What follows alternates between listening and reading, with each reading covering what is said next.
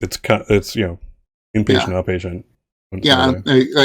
Mall says you can literally get the installation done at any mall or street corner biomod shop, the equivalent of an ear piercing in the 90s. So, good. Yeah, so clinic is probably standard, but yeah, it's probably like an outpatient day operation. Cool. Again, thank you to my rules master, Mac, or Jason. We're not in game yet. Mm-hmm. We bow to you. We bow to it, yes. Hey, a game master is a very valuable thing to any GM. Game's lawyer, then we have to talk a little bit. Then we need our own. Right? Book against book. All right, with that. So, yes, you may notice we're short a person this week, but we'll be back up to 4 next week. But, here we go. So, I kind of want to jump into the action. I figure, I did award you guys XP or SP, or whatever Cyberpunk called it, last week. So, just make a note of 60 for last session. As Jason noted, we're, I want to, in fact, make it 90, because we have like 6 sessions left. This is a shorter campaign than Cyberpunk is gearing people towards. It's obvious from the SP, the XP, output that this iteration is geared to a much longer campaign. And that's really weird because I've never had a Cyberpunk character live that long to get that. I was going to say. Yeah, it seems you bastards! Seems like there's got to be a way to earn more somehow, given the lifespan, estimated lifespan of the character. Yeah, but also it just seems like such a small amount any given session. Yeah. Right. I mean, it's like with our monster of the week, we all ended with, I think, 5 or 6 advances. Yes, we did. And like even in the Blades in the Dark book, it says most campaigns last for about 12 sessions. And that's the point where it's like everybody's leveled up to the point where like they're throwing 3 or 4 dice for all the time. So, right. Yeah, and I mean, basically look at what rewards XP, and that's what the game cares about. That's what the game wants you to do. So, I mean, this game, it does. Pardon me, I'm sick of my cough from last week. It's going away, though. I'm almost gone, but just enough where when I have to kind of project and talk, that it triggers the tickle, So that's what all the Captain Trips people say. Yeah, I don't know what that reference is. It's from The Stand. The Stand. Okay. But yeah, so, I'm sick. I wasn't bitten by the zombie, so fucking relax, okay? But there's that. Anyway. If there's one thing that COVID has proven, is that there's a huge number of people who would lie about getting bit by zombies. That is right. That is a true observation there. So there. I mean, the game does reward. It rewards doing what you aim to do. That warrior explorer thing. But again, that's just it's such a small reward. And this is 10 sessions. I definitely want to boost you guys and let you experience that leveling thing.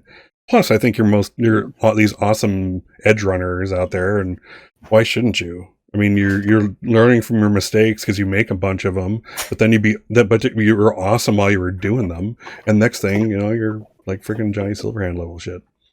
So there we are. So we're gonna start this episode off a little different. And before I do that, let's introduce my players. I almost forgot, but not quite, because this is really important. As I always point out, players are positioned above me on your screen, fair viewer, because they're the most important part of the show. They are the ones that are the heart and soul of any campaign, etc., etc. And these players in particular are pretty awesome role players. So enjoy the show. But let's start off with saying hi to Jason over here. Hi, Scott, who flatters me so very much. And the kitty in the background, where I know everybody's here for the kitty in the background. Yes, I get that. Everybody loves you, Celine. I'm also here for that. Next, we have Brian. Hello, everyone. I missed you all so much.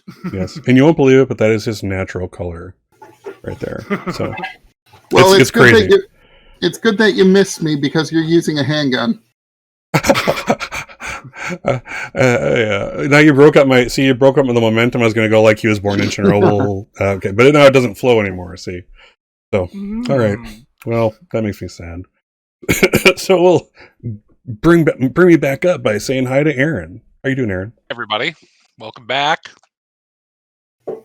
So let's do the quick intro movie, and then we'll kind of jump into things. I want to kind of get going. I want to do this thing. I want you to get into business, and let's go from there. So, intro movie incoming.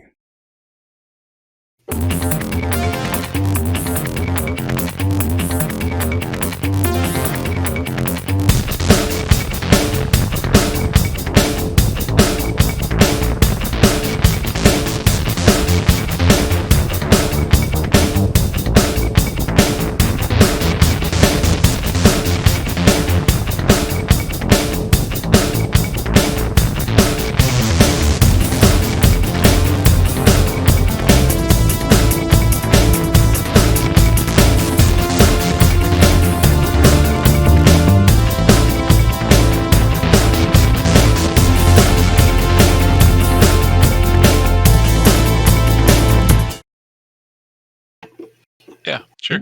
Sorry. Yeah. Oh, there we are.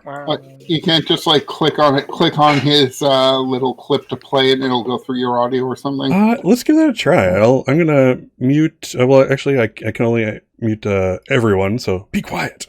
I'll play it, and I think it actually will go through. Good point. So here we go. This is the Hugh Huntley report from last session. Bring up to speed. Tune in next week to see Mac make a new friend. Yep. Hold on. Tune in next week to see Mac. Oh, hold on. Sorry, I got the completely wrong one there. Oh man, come on. Hold on.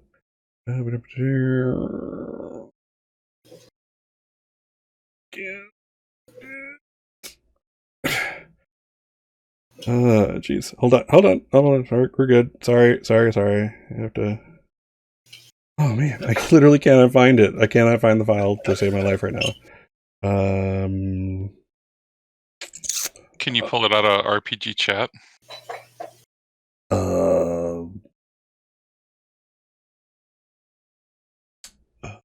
Yes. Let's try it here. Okay, here we go. You are watching FYYL, this is Hugh Huntley, and I'm bringing you another exclusive episode of Reclamation Road. This week, on the Reclamation Road. Arizona, Mac and KK sign up to cash in on some scientific equipment south of Night City, a big enough score to set up a new Ripper shop from scratch. Falsely reported as a Morello nomad raid, the target turns out to be victims of a simple but gruesome heist. The Reclamation Road team is surprised to find an overhauled K car and a few smashes barely defending the location. It doesn't take long before Arizona and his team come up with a good plan, from none other than KK. I hate to say it, but KK's plan is reasonable. Alert, FYYL 15-second exclusive. FYYL 15-second exclusive. They're shooting at us! As Arizona cracks the whip, the amped smashes are bulldozed into submission under the wheels of Mac's pride and joy, while KK expertly drops the remaining target, no confirmation needed, just the double tap. Did you get that, Mr. Huntley? Solo always shoots first. The truck now under the team's control, the team heads back to that big claim, and just in time. No sooner are they on the road than they pass a convoy of corporates headed to the location. With the truck safe in storage, Arizona makes the call and scores the team a hefty extra chunk of change. Time to celebrate at the local Mongolian grill. Tune in next week to find out if Mac makes a new friend. Does KK's old family enemies surface once again? And of course Arizona's next big score. On next week's episode of Reclamation Road, only on FYYL. For more information on how to purchase the weapons, armor and cyber tech you saw on tonight's episode, click to save 2.75% on your purchase. Act now. Bye. Scott's Case Files hopes you have enjoyed this recording.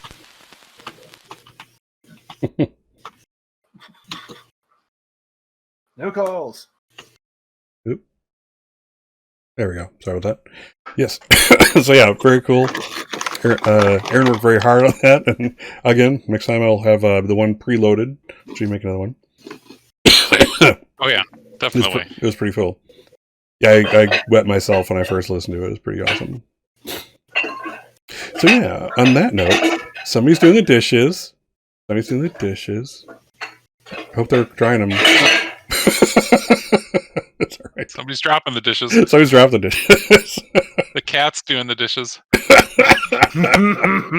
I hope not. All right. So, yes, jumping straight into it. Oh, yeah. Agreed, Tim.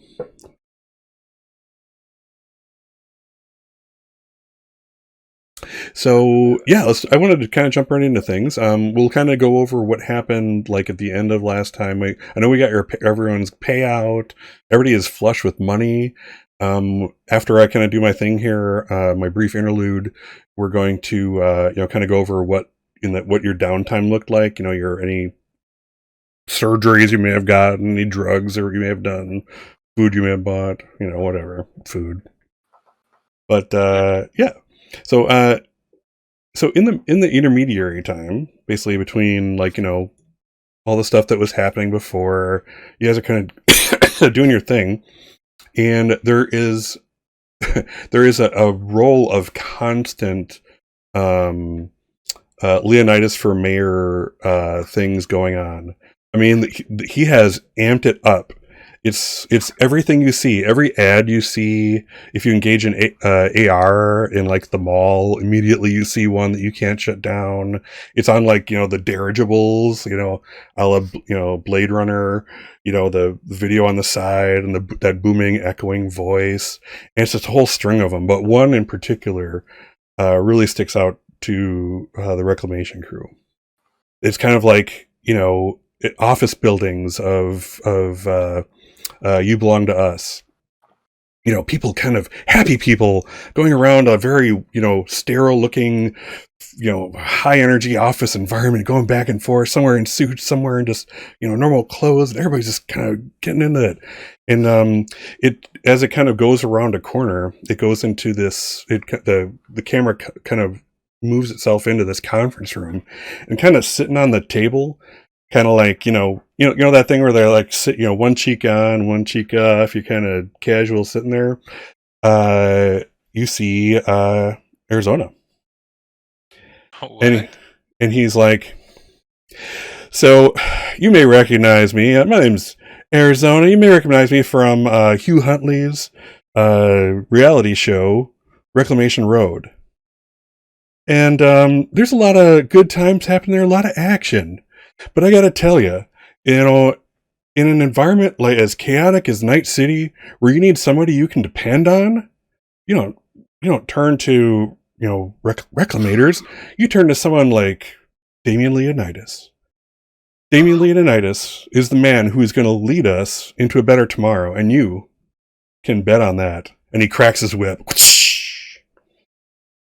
And then it cuts from there, kind of goes, the camera zooms out and goes down the hallway, and there's some it gets to some obvious corporate netrunner type people's this area, and it's it kind of goes around to various people. All these people are jacked in, and they're actually using a combination of the old style plugins and the self-extendable wrist ones, that type of thing.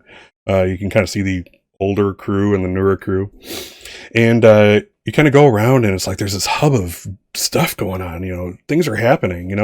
There's security being secured. There's breaches in progress that are being stopped by well-trained netrunners.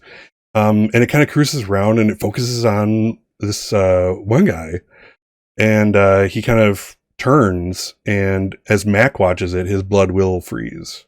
It's Hightower.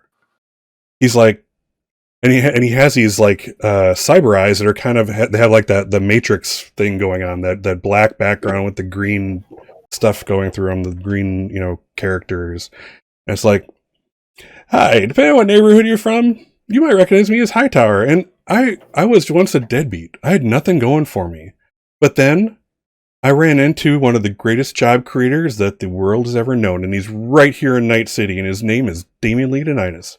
He took me off the streets, he turned me around, and he made me what I'm in today, a trained netrunner. I stopped the bad guys from doing bad things. And like it kind of from there, kind of fast swipe turns, and sure as heck, Damian Leonidas is standing right there in a really expensive looking suit, but he has like the front unbuttoned and the shirt unbuttoned a bit, like the tie come out like he's had a hard day and he's just kind of like finally letting go. He's like, you know what? Creating jobs and stability and getting money to the people of Night City is what I'm all about. Since I came into my corporate structure here, unemployment has gone down significantly, and it's all because of me. And I can make that even better. I'll use the same things I learned in founding You Belong to Us, and I'll apply them to Night City. And I swear, there won't be a person here who is looking for work, money, or a place to live. You have my word on that. And it cuts. So that's, as you guys are doing your own things, you can't help but see that amongst a slew of other Leonidas for mayor things going on. Yeah, I could see like each one of us is busy doing something. I'm kind of doing the, eating some kibble. What the fuck? Trying to sneak on to the latest award ceremony when I'm caught off guard by the off-camera or the off-stage TV. I'm like, what the fuck? Well, this ought to be good. I can't wait to see what KK says about this. What's KK say when he sees this?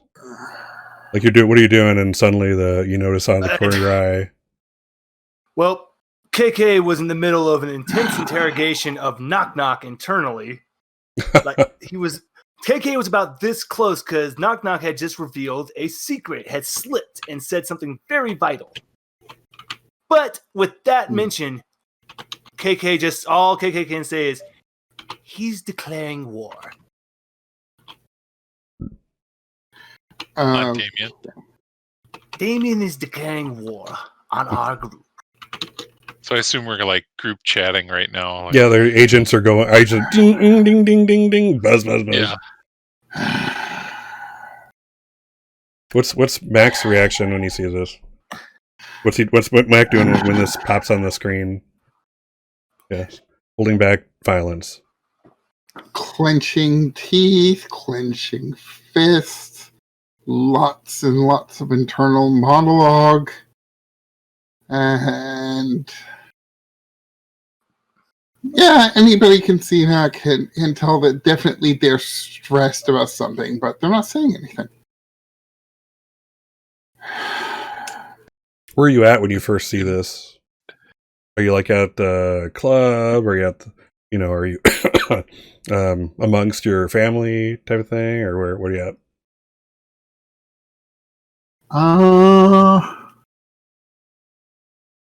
You know what? Probably I'm just relaxing in one of the chairs at the mechanic shop, watching their shitty mechanic TV while they, finish doing some basic stuff on the car that I'm totally capable of. But you know what? I'm lazy. Maybe Lionel's in the background trying to get something out of the vending machine. Perfect. Looking over. It's like, Mac, do I just hit it? Did you actually put any money in it? He looks confused, and Lionel is like, on one level, he's adjusting really well to this not being a corporate anymore life, because he's like wearing this this coverall is his style now. He has like a gray coverall with some he doesn't even actually read Chinese, so he doesn't know what the Chinese character says, wash after wearing or dispose after wearing or something like that. But he thinks it looks cool, so whatever. And so on that level, yes, he's adjusting. On this other level, he's like, what do you mean you have to put money in it? Why? They're free. Everything is free. You need to... What? Not out here. Nothing's free out here. Well, what's the matter? I know when you're upset. Kind of make that little growl sound.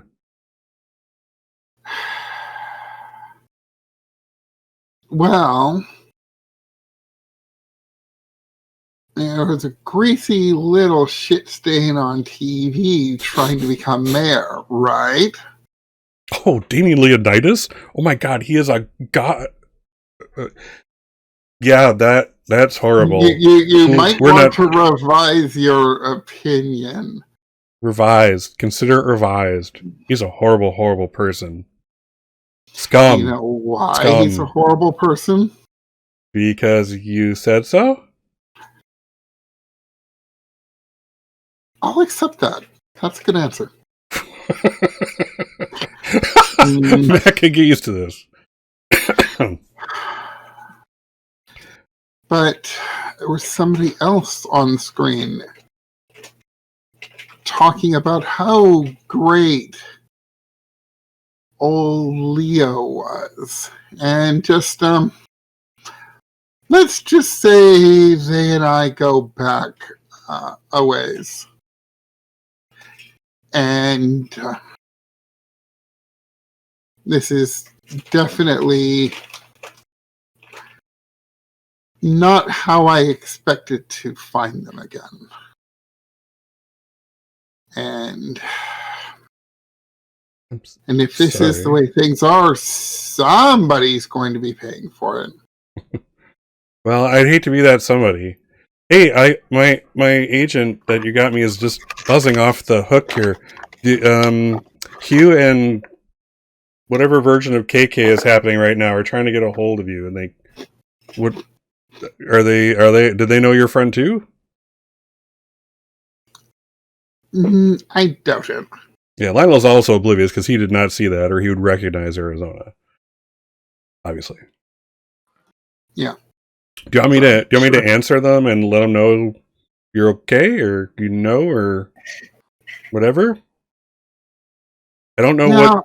I don't know what take a look at my agent and see what's going on. KK just sent me this disturbing video of a unicorn spearing a pile of poo, and I don't understand what that means. Is that like insider communication to you all, or some kind of code I should know? Okay, hold on. Unicorn spearing poo sent by KK? Yes, or whatever they're calling themselves. Oh, okay. Hey Charlie, how much longer to finish the car? I got somebody to go murder. He's like, we pay extra for murder speed. You pay extra for murder speed. He kind of looks over, and this guy is, you know how you didn't trust the woodworking teacher that was missing fingers back in high school. Well, this is the mechanic who has most of both their hands are definitely cyber. One entire arm is one from the knee down. He's had a few little shop accidents through these years, and most of them are medical, but he does have like some. The cyber arm does have like some, as you've kind of seen, like actual fixtures for like plugging in like a spot welder type of thing, like type of dealio. And he's like, "Are you serious? Because I can be done in 5." Yeah, that'd be great. But you'll have to pay me for 30.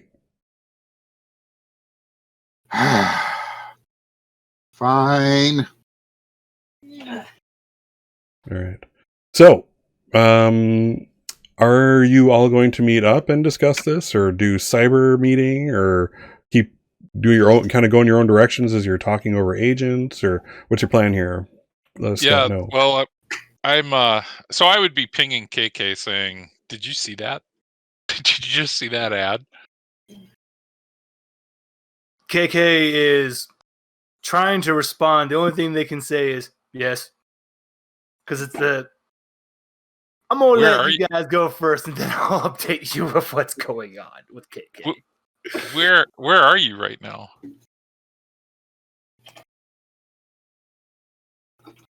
I'm I'm in a little box right at the moment. KK's in the box in the room in the nightclub. I'll be with you in a little bit. I just need to finish what I'm handling right now. I almost remember everything. Mac, are you chiming in at all? No, It's I'm likely just like a gonna group chat over the thing. just yeah, no, I'll be there soon. Lionel chimes in with vehicle done in 5 minutes.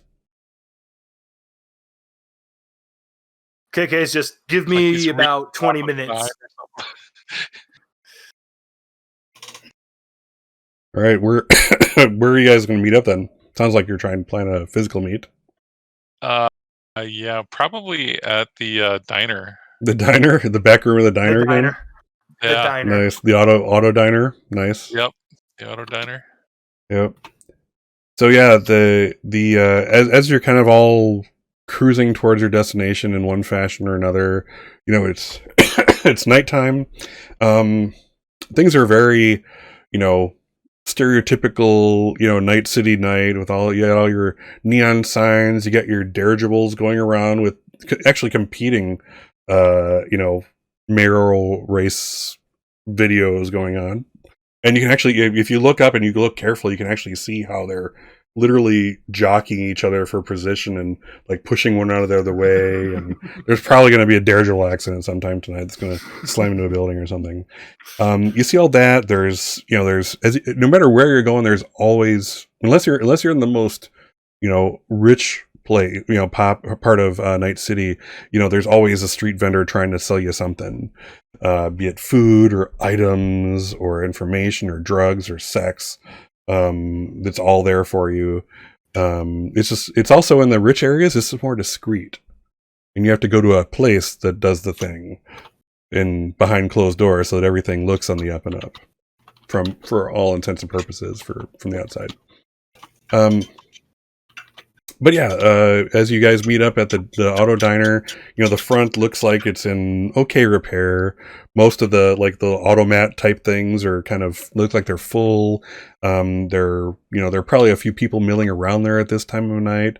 You know, you pop in, you know, you kind of touch your cred chip next to the thing, or your cyber hand with it that has it implanted. Touch it to it, and you know, the thing pops out. You see like a couple, as you're walking by, there's like, this guy must have ordered like a plate meal, and it pops out like suddenly super hot. Like there's like a chemical reaction that happens in the instant that he hits the button, and hot Salisbury steak. And yes, in the future, TV dinners, the vegetables are also accidentally always mixed in with the dessert. It just happens. It's a force of nature. It's physics.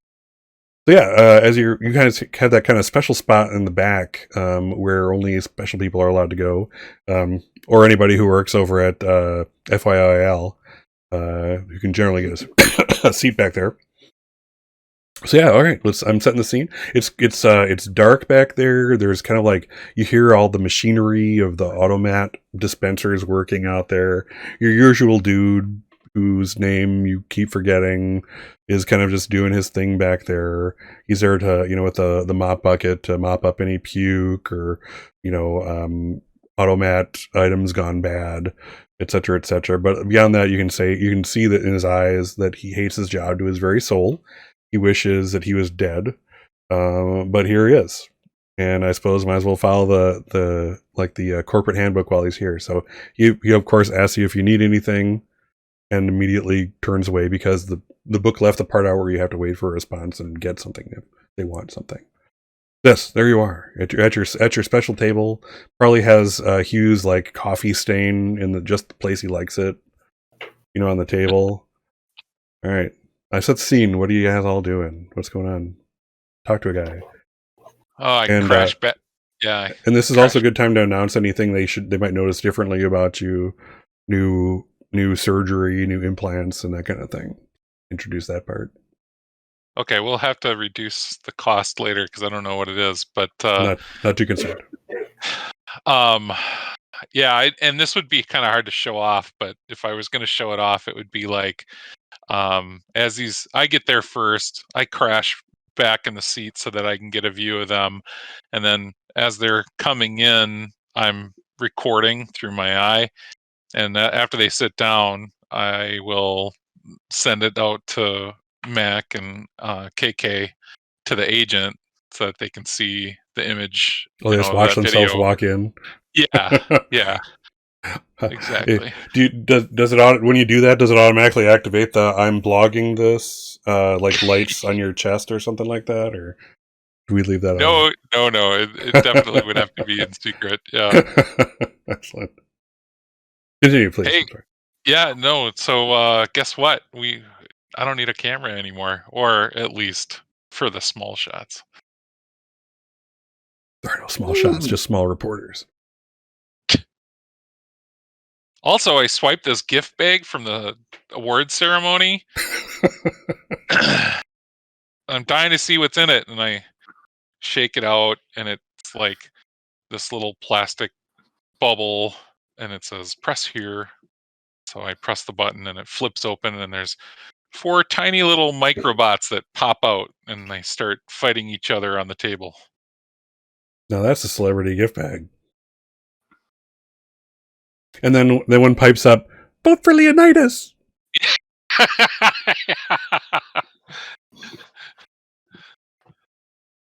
So whichever one just said "vote for Leonidas," I am just going to go and flick it off the table. He's like, but I just got that. KK eats it with his cyber snake. There's a vibe. There's a vibe going on here. I apologize for the cough. It was free anyway. Free. I take it we're gonna have a story tonight, right? Like you saw the ad, right, KK? I'm assuming that's why he wanted us here. KK pulls out that little memory, pulls out the cassette, pulls out that little memory chip.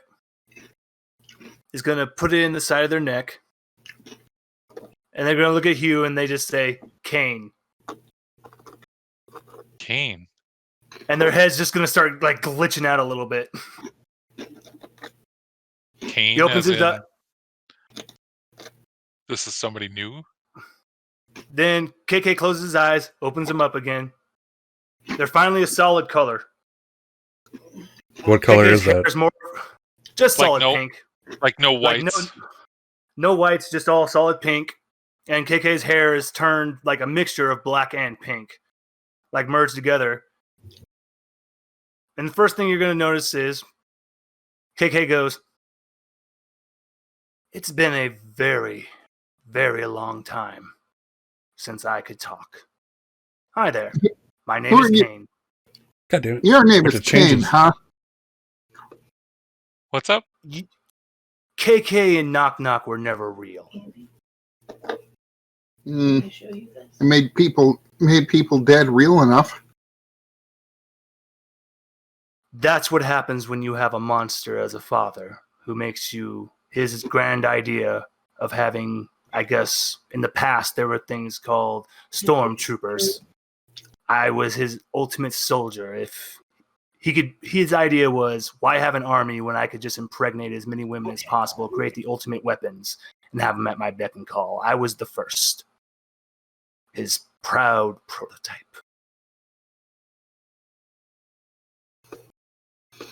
Let me tell you the monster that we're about to face. This is a man who does not care about anything. And his idea of a perfect society is just when he doesn't have to look at you. If you're not making him money so he can basically pull a swimming pool full of cash, I don't know what he does. He just doesn't want to look at people. He thinks everything is beneath him. So, the way the prototype began, and I finally remember, when I was 5, he took me and my mother to the worst part of Night City. and then had little old me take the gun and put a bullet in her brain and threw me in an alleyway and told me to become a monster. And then came back 5 years later to see what the results were. And that's when you got Knock Knock. 5 years later of intense training with my father, you get KK. Then, after so many years of subjugation, Lionel's in the back. Lionel's in the back. Lionel's in the back. He goes, "Where did Kane come from?" He's like, out of nowhere. He's just like, Lionel's like there. He's very serious about this. Kane is who I really am. That's what my mother named me. The name just got taken away. That's another way of control with Damien. He takes your name, your identity, and gives you a new one. And he gave me a fucking joke. Knock knock. Is Lionel recognizing Kane as somebody he knew before? Is that kind of his reaction? Or just... No, he's like, sees the change in KK, and he's like, well, okay, so that's Knock Knock. That's KK. What made Kane? You know, type of thing. Like, what the fuck did they do to make this guy? Got it. He fades in the background again, like you guys don't even notice his presence in the kind of the dark shadows of the room. What's Mac's take on this so far?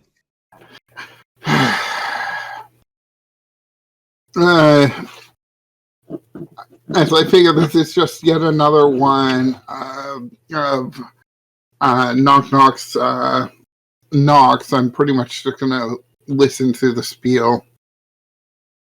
And just bored, anxious, impatient. Right. Do the fingers thing. Kane's then also going to look. He's going to look right at Hugh and go, I imagine that parts of that ad had something that affected each of us. Yeah, I'm wondering if I suddenly lost my star. You see, that's another form of manipulation, control. He takes something that's very valuable to someone and then just blatantly shows you, ha, I got it. What are you going to do about it? So that Netrunner is your friend, Mac?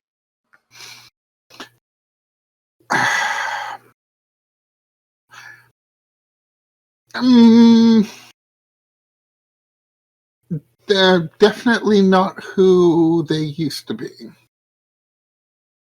Let's just we'll start there, and it's not who they used to be, not who I ever thought they would be.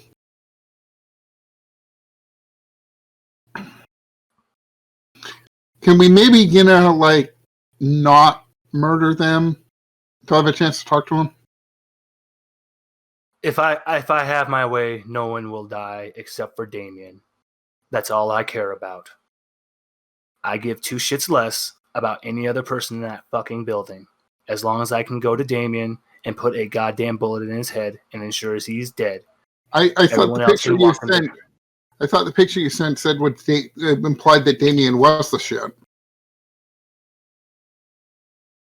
And that the KK was the unicorn and was stabbing the shit.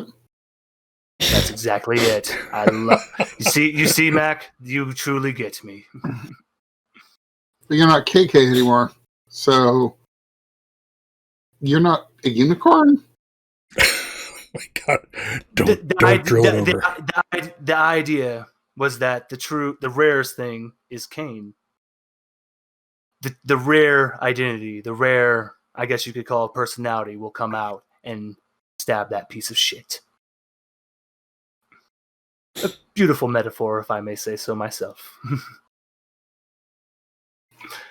Except why come back? I'm going now, to use explosive because this will be my final form of redemption. Either I die killing him, or I kill him and then go die. I can't continue on. It's time for, as you would say in a film, we've been in the rising action. It's time to hit the climb. I'm a monster. I accept this. And unfortunately, this Kane can only stay out for so long before either KK or Knock Knock take over. And I won't have those fucking monsters ruling me. This is my last form of redemption. I killed a lot of innocent people. He has to pay. I feel the energy. Have you ever wanted to make a war movie? Well, And Kane's just got this big old smile on their face. And before they came to the diner, they went and bought some new weapons. What'd they buy? Show us what he bought. Oh, KK decides to show his new toys. Pulls out a grenade launcher. Oh my god. ooh. Pulls out a rocket launcher. And pulls out a beautiful 50 cal sniper rifle that's actually a shoulder mount. Okay, so you went to 7-Eleven then. Okay, what else? What'd you do? So I wasn't going to say. I was going to say more of like a come and go. And Kane went to an old friend from the streets. It was the old Solo that helped Kane survive those streets, and called in a favor. I need big weapons that go boom. And then said, I will pay double what they're all worth, and gave all the profits that they made just for these 3 weapons. Nice. It seems a bit excessive. Also, that thing is pretty big. You think it's going to fit in my trunk? Oh my god. Well, they'll make it fit, I'm sure. So, you guys are interrupted from your kind of private conversation there. The door opens, and it's it looks like an older man. He kind of pokes his head in, and the guy, the attendant that's in there with you, kind of like is like, "Hey, it's private area only." What level of dress is he like? Very street level at best. This is an old man, a truly old man.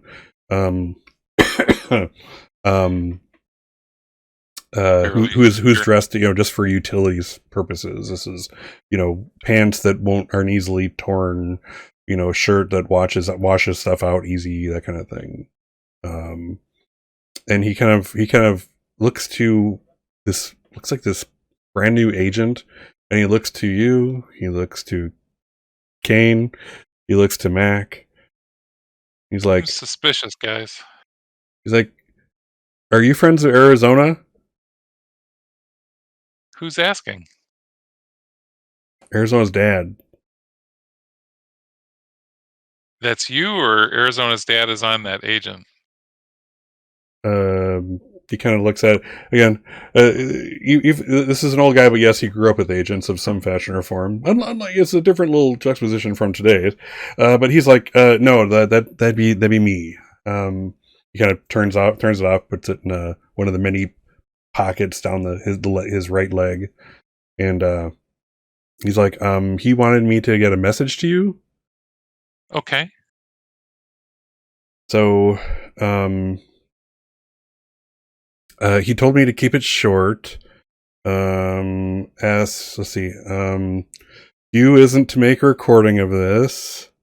KK isn't to go batshit. And Mac is just to keep cool like they always do. Does that make sense to everybody? Yeah, okay, I'll turn cameras off. Okay. So, we can do that, right, guys? Kane takes a calm right, seat people? down, crosses their leg, puts their hands on their knee, nods their head. Did you want a cup of coffee, sir? He's like, no, I just want I got to get back to my wife. So he told to keep it short and sweet. So here's the short and sweet. I'm Arizona's father. I've been kind of indentured to YBTU. And so I was indentured in order to pay for some health things I had going on. And now I have those taken care of. I have 2 cybernetic lungs, where my liver was replaced. I'm quite healthy now. and I'm not indentured anymore. And the cost of that, and not bringing my wife also out of indentured status, was that Arizona take over the contract. If he told me this, I wouldn't have let him. I would have just found a way to die in there. But here we are. So I kept it short and sweet. I did what he asked, and I'm going to make the best of it. Is it just that commercial, or is there more to come? Kane's just going to say there's so much more that's going to come. There's so much more. He's like, I appreciate y'all for, being friends to my son, but you told me to keep it short and sweet. Not leave any information where you can find me, and just take care of my wife and myself. So I can't do anything to help my son, but at least I can obey his requests. So I wish you luck. And if You too. if like a bullet was to befall Damian Leonidas, I wouldn't shed any tears. With that, he kind of like backs out, closes his door, and like from like the shadows, you hear like a little it's like Lionel in the corner, like quietly trying not to be noticed. And the guy leaves as quickly as he came. The attendant that was there was like trying to block him the whole time, and just he's very confused now, and just kind of goes back to his own stuff in the back room there, stocking this, shifting and shuffling stuff from one place to another. Really busy work, but that's what the manual says to do, so that's what he does. Occasionally doing something useful, like refilling the actual dispensers from the front. Well, at least we know why Arizona did it.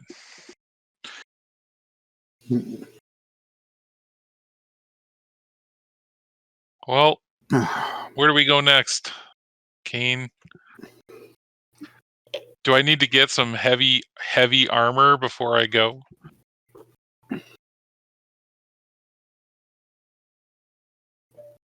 I just want you to think of yourself as the cameraman.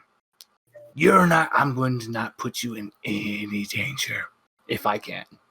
Excellent. Mac, you're probably going to lose your car. Excuse me? But I promise you it'll be worth it. You just went and threw away all your money, and then you're going to trash my car, and you don't even have money to replace it. I'm just going to say that's not a great way to help build, camaraderie and engagement. So yeah, he went through leadership and team training session number 424 alpha just the other day. He got it checked off on his list and everything. And this was not in there. Threatening to harm or take things away from team members is anti-team building. Don't do it. I just said there was a slight chance your car might end up totaled. Not that it's going to be stolen. It'll still be there. It just will probably get totaled.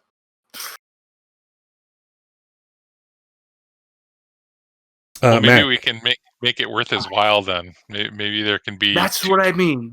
There is something to gain from this.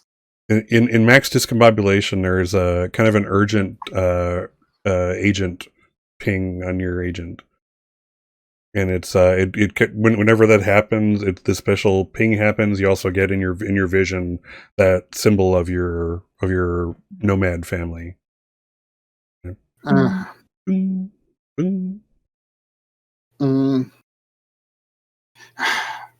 Hold that promise of loot. I have to take this,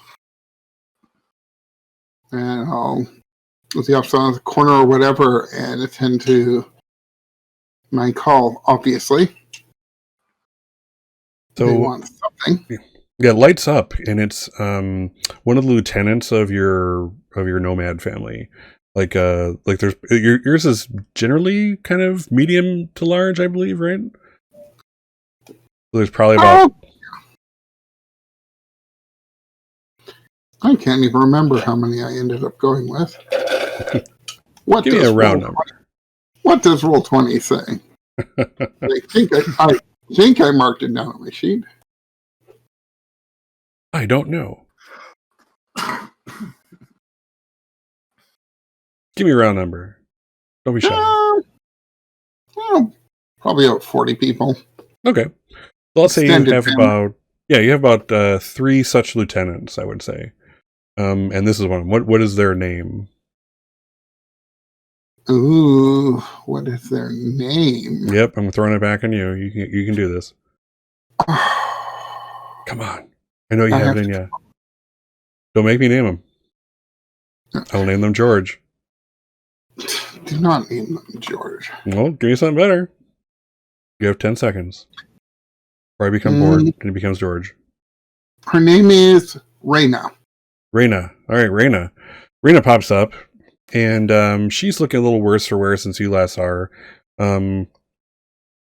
She has a couple facial scars. You could swear to goodness you can see like the faint etchings of like a tire tread in there or something like that. And she's doing doing the whole video thing with you, and pardon me. Like, Mac, I just saw a disturbing thing on the trid. What's going on? I can tell the other lieutenants aren't going to like that your former friend is siding with Damian Leonidas. That doesn't look good. We don't like that. No, that does not look confused. That does not look good at all. I don't like that. I am on my way to figure out what the hell is happening, and this isn't the sort of thing Hightower would have done. Okay, well, you said they disappeared. Like, was that the truth? Or do you want to share something really important with me right now that's going to save face with you and the rest of the tribe? Oh, that's the truth. Several years ago, went to bed with them, woke up, they were gone. All right. You never given anybody any reason to doubt your word, so I won't start now. However, I'm going to need something better to pass on to the tribe. Give me something. We just need to know that you're not affiliated with Leonidas, because that would bode badly for you. Because you know what he and others of his ilk, she actually uses ilk, have done to us. We've been hunted. They put bounties out on us. Leonidas in particular, and it's not kill bounties. It's capture and subjugate bounties.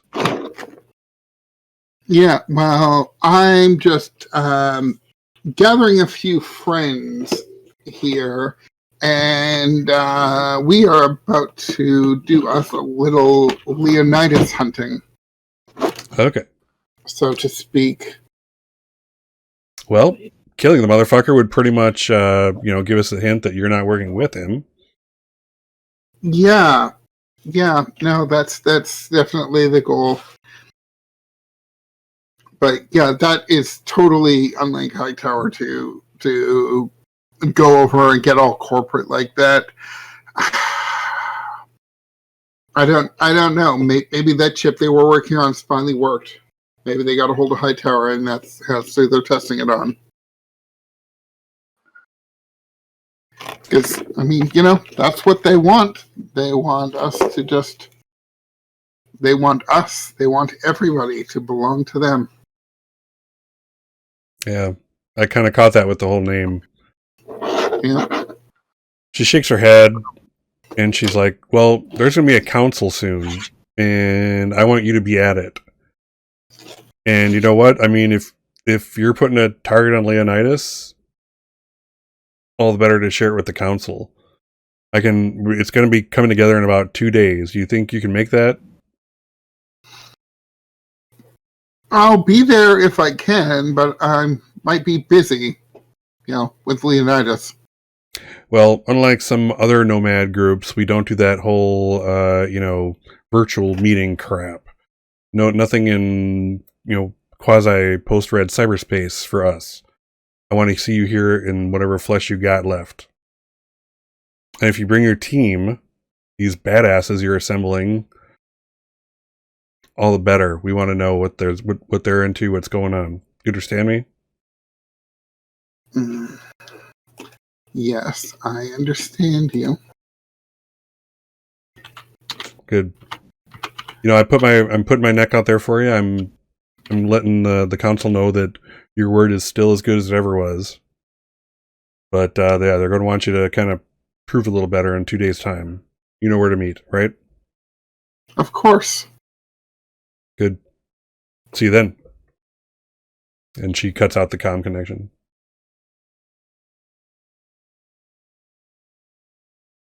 Which point we'll saunter back to the table and probably catching Kane in mid-monologue. Yeah. Because Kane does love the monologues. Oh, no matter what iteration is, KK, Knick-Knack, Kane, they all love to make that monologue presentation.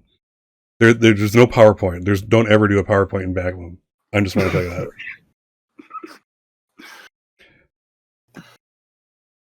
So what would Kane be monologuing about this time? Oh, Kane was actually kind of being a little bit of a snoop and was listening to your phone was listening to you. Oh, really? And Kane is going to, tap Mac on the shoulder and go, they want to see fucking proof. Hugh, follow me. Are there any of those election vans close by? Oh my god. I'm sure there'll be one any minute. Kane's going to walk out to the middle of the street with his rocket launcher proudly into the middle of the street. Oh my god. And he's going to go, Hugh, roll camera. Oh my god. I started back at the booth already, but yeah. Alrighty. When those election vans is going to get close, this is when Mac's going to get the monologue. Yeah, is Mac also going outside? Yeah, Mac. Somebody has to be the adult when KK is KKing. KK got a KK. All right, so you follow him outside. What's Kane doing? Okay, so Kane is looking at this election van coming to him. Looks over at Hugh and goes, "My name is Kane Leonidas. And hey, Dad, I bet you thought I was fucking dead. But guess what? I'm back, and I'm going to finish what we started. It won't just be that arm I take this time, though. And I really hope those nomads are watching right now, because you want proof we ain't with him. Pulls up the rocket launcher. How's this for proof?" Yeah, there's a whole line of cars that are like, if you're not crashing. They kind of see, what's coming. They understand the directions of a rocket launcher. Pull pin, pull apart, prime, put on shoulder. Take off safety, pull trigger. And they can just see you going through the steps because they had to do that in grade school. And they kind of you see things clear on the way. There's a lot of screaming, a lot of, oh my god, get out of the way. And then you hear oh, that's so sweet. I at the beginning of this, after he started his monologue, I submitted a request for live telecasting to see if I could get the attention of the execs. Sure. Yeah. Once things kick off, it takes a couple seconds into the monologue to kind of okay, we got we pinged your location. We see who that is. Oh, we got the keyword Leonidas that popped up. Yep, live access. Be live. And what's Mac doing?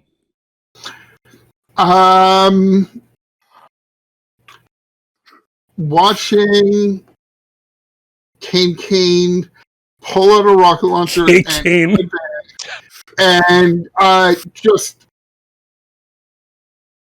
slumping against the doorframe in despair. Like, I can't control him. And the last thing Kane's going to say is, "This is for my Mackie poo." And fire. Oh my fucking god. Yeah, so it doesn't take a genius. I mean, these are Night City people. They had to be familiar with NATO and Warsaw Pact small arms in middle school. So like, this is not, anything that they knew it was coming. But yeah, you can hear the and you actually don't see that. You could swear you see it for like the split second it comes out of the tube. And then suddenly, boom! There's just, where that car was is a fireball. And kind of like, I'm sorry for my cough. Like all things that are like dangerous in your life, how like, you can see time dilates and slows down when things are dangerous. And this is one of those times for anybody around there. And it's like, you kind of see it, if this was a TV show, the camera would pan around to the front of the vehicle where these poor sons of bitches who are also indentured to, the same company are like, what the, kind of looking in the rear view or, the scanner or whatever. And like, what in the, oh no. Yeah. It's just, they're bits of everything. People, vehicles, things are flung for a couple blocks in radius. And like everything, after everything clears, unlike the meme where it's like, after the napalm, everything's so quiet, la la la. No, this is fucking loud. There's screaming, there's screeching, there's things burning and crinkling and bending and crying and, all manner of movement, etc. You see Hugh on your kind of like AR, heads up. you see like green star, blue star, gold star, and those are rating stars that pop up. So you apparently scored a good one. Gold star is about as high as you can get, short of, oh, by the way, another pocket nuke is about to take out the center of Night City type of reporting. So this is going to make some money for FYYL. Kane will turn to Hugh, do a pose like this, and go, "I'm Kane Leonidas, and I'm for free us from you belong to us. Join me." And he'll just hold his hand in the air, pointing to the sky. Oh, so Hugh, on your heads up, you see like there are people in your office whose job is to watch these feeds and provide input, make decisions for the company and everything. And on the thing on your display, it reads, because order, it's kind of like the order symbol, like you must do this. This is in your contract. It's like order. You must say, now Reclamation Road has a new meaning, to reclaim freedom.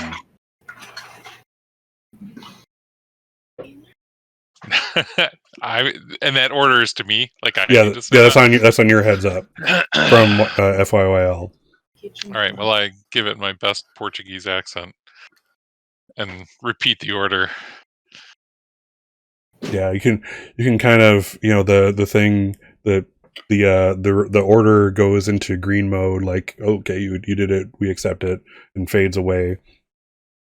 I also activate my press holo, which also is a halo, but it's like press. So don't shoot me, I'm the media. Should come in any second, so right. So yeah, oh yeah, very true. So yeah, your live feed cuts at that point.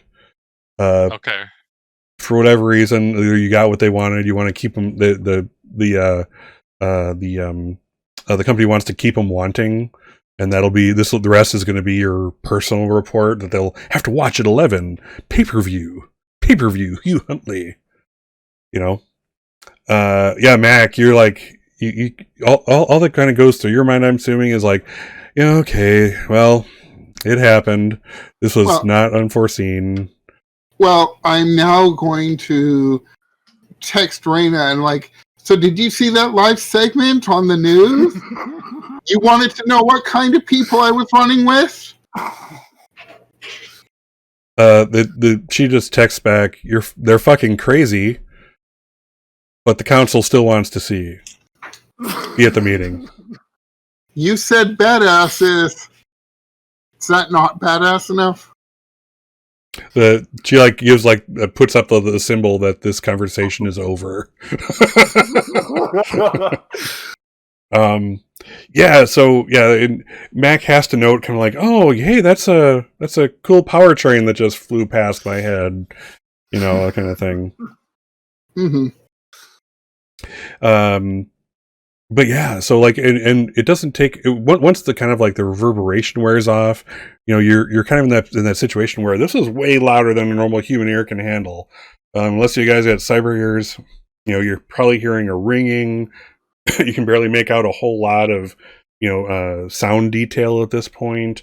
Maybe your vision is even a little shaken. This is like a sudden poof of force from where there was no force before. Even the air hurt you as it hit your face.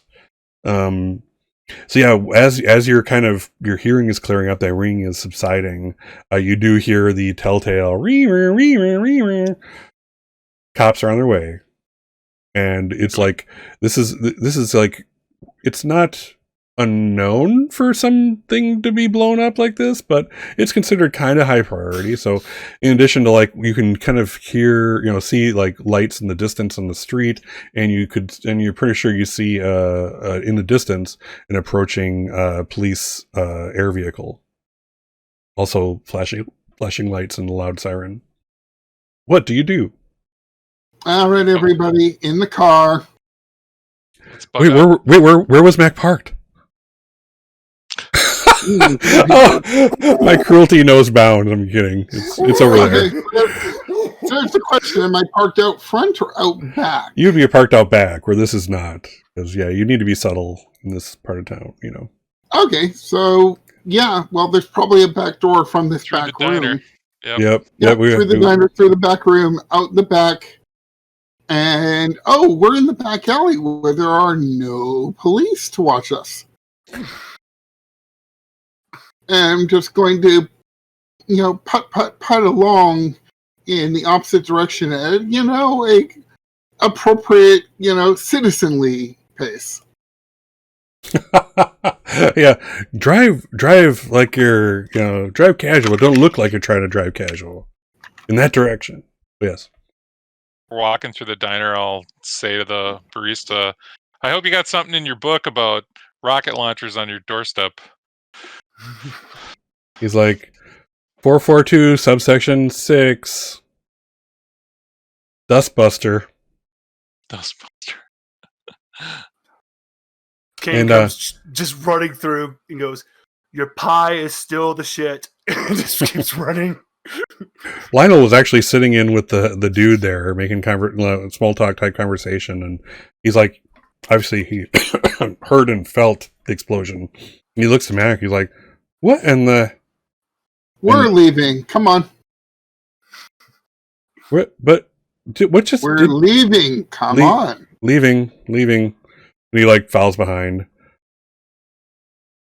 And before you know it, you're on the street out back with the car. Did you say you're leaving on foot, or you're actually in the car? Oh no, everybody in casual. the car. Everyone in the car. Perfect. Yep, drive casual. So yeah, you're driving casual like common citizens, just trying to go about their business in the opposite direction of where those cops are coming from. Just trying to live a life, doing your thing, etc., etc. And before you know it, you're out of the neighborhood. There's like, again, you're kind of in a neon jungle here, part of town, where they have signs are all about the neon to attract the customer. There's a bunch. You're still not in the greatest part of town, so a lot of them are like, they're dark in some parts where they should be light. So the people kind of adapt by like renaming the place. Like, if it loses a letter, it's, that's what it is now. Or when the new management takes over, they rename it to that, or blah, blah, blah. Here's where I wish I had a hood-mounted camera for the car, so you could see the neon right. stuff reflecting off the front windshield as we go by. Well, I'm sure you have some B-roll with that, I mean, Sure. dash cams are cheap and easy to install. Unless you wanted, actually something better on the hood. Anytime you upgrade Mac's vehicle, just let him know. That would be We're gonna have to do that. We're gonna have to install some cams on each corner that can go either way. We can mount cameras in the rear view mirrors, in the side mirrors. We can put one in the front grille. It's, it's 2045. There's probably a backup camera. We can probably paint cameras on the car. Oh my god. So yeah, where are you guys heading to? People are even when you're blocks away. I mean, this thing is no joke. This reverberated through neighborhoods. So yeah, people are kind of half going towards the sound to see what was so cool, and half running away because they know what was so cool and they don't want to be there. Follow up with KK. So based on that, how long do you think it'll take before they come find you? Oh, God. I really apologize, guys. I had to do that for Knock Knock because when I was there listening in on Mac, I'm sorry, Mac, when I was listening in on your phone call, Knock Knock got really upset hearing you being doubted, and I did that for Knock Knock. Oh my God. Yes, I will have to tell you, Knock Knock had lots of feelings for Mac, and granted, each one of us had our own set of feelings. KK personally didn't care for Mac. Knock Knock loved Mac. So I did that for him. Well, it was a gold star for us, so good job, Kane. So ideally, and I'm going to say this right now, but I don't think we should go to Sheila's. We should do any of that. We need to go somewhere dark. We need to go to the outskirts. We need to get away from technology. Good luck. I originally wanted to do that to one of their buildings, but I can settle for one of the election vans.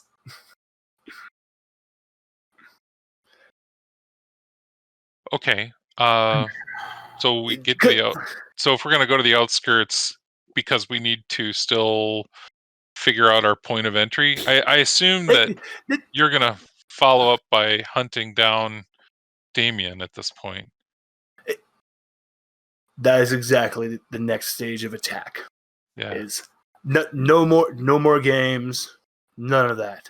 It's now time for that beautiful confrontation. And I hope you can get my beautiful side now. Do you have intel for this yet, or do we need to get that? I remember a little of the building, but now, Mr. Huntley, I have a question. Would you be able to use your networks to possibly find us some plans, building plans, maybe some ordinances, just anything maybe to give us that possible leg up for planning? Okay, yeah, that's two different directions. So building plans should be a matter of public record, right? It's just a matter of getting... kind of. It is Night City. It's public if you can pay for it. Okay. All right. But it's something that you don't have to do on the sly. You just have to pay for it. And then it's also a matter of record who requests them, though. So you can't. It's better. You could do it on the sly, and then nobody is knowledgeable of it, or kind of go the direct way, pay some cash, get it, and then you kind of are noted as having them. Because it's reverse trackable, or like... I think if it's probably for something like liability, like normally people are requesting these plans, or that aren't complete criminals and shit, are like architects, etc. Right. So they need these plans to kind of, so if I'm expanding on this, this is where the weight is laying, this is the support that's already there, la la la. that kind of thing. And it's basically stamped with their name. They now have these things. So when the place collapses, now there's public record of them having access to the plans that would have made that not happen, et cetera, et cetera. That kind of bureaucratic bullshit. And is there a main headquarters office building that we're looking for? Is there a specific name for this place? Yes, it's City Hall. Oh, City Hall. Okay. So we could say, yeah, we could. I could reach out to my desk assistant, my executive assistant. What is her name? I forgot now. Their actual title is intern. Yeah. I swear I lost information off my character sheet. Well, anyway, yeah, I'll reach out to my desk assistant basically to see if we can get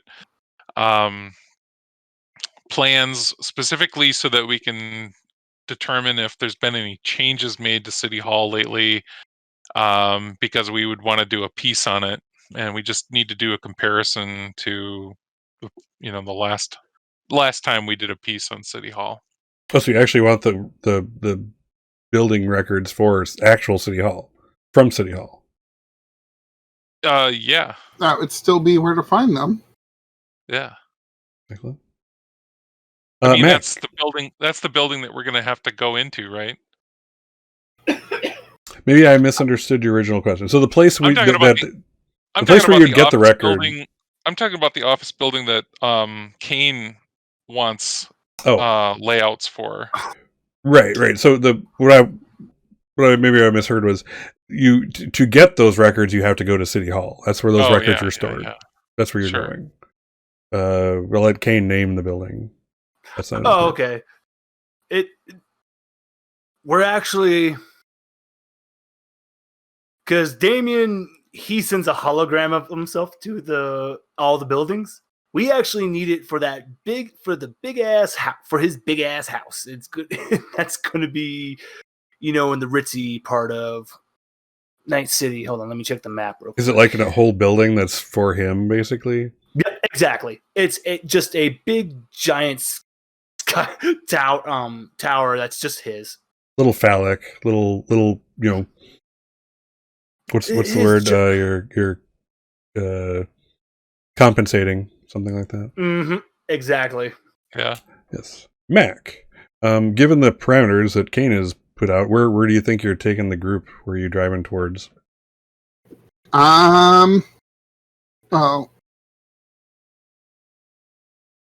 Well, most likely we want something kind of out of the way.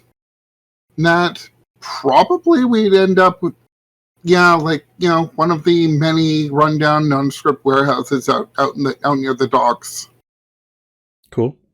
Is there a nomad presence there of your family or another?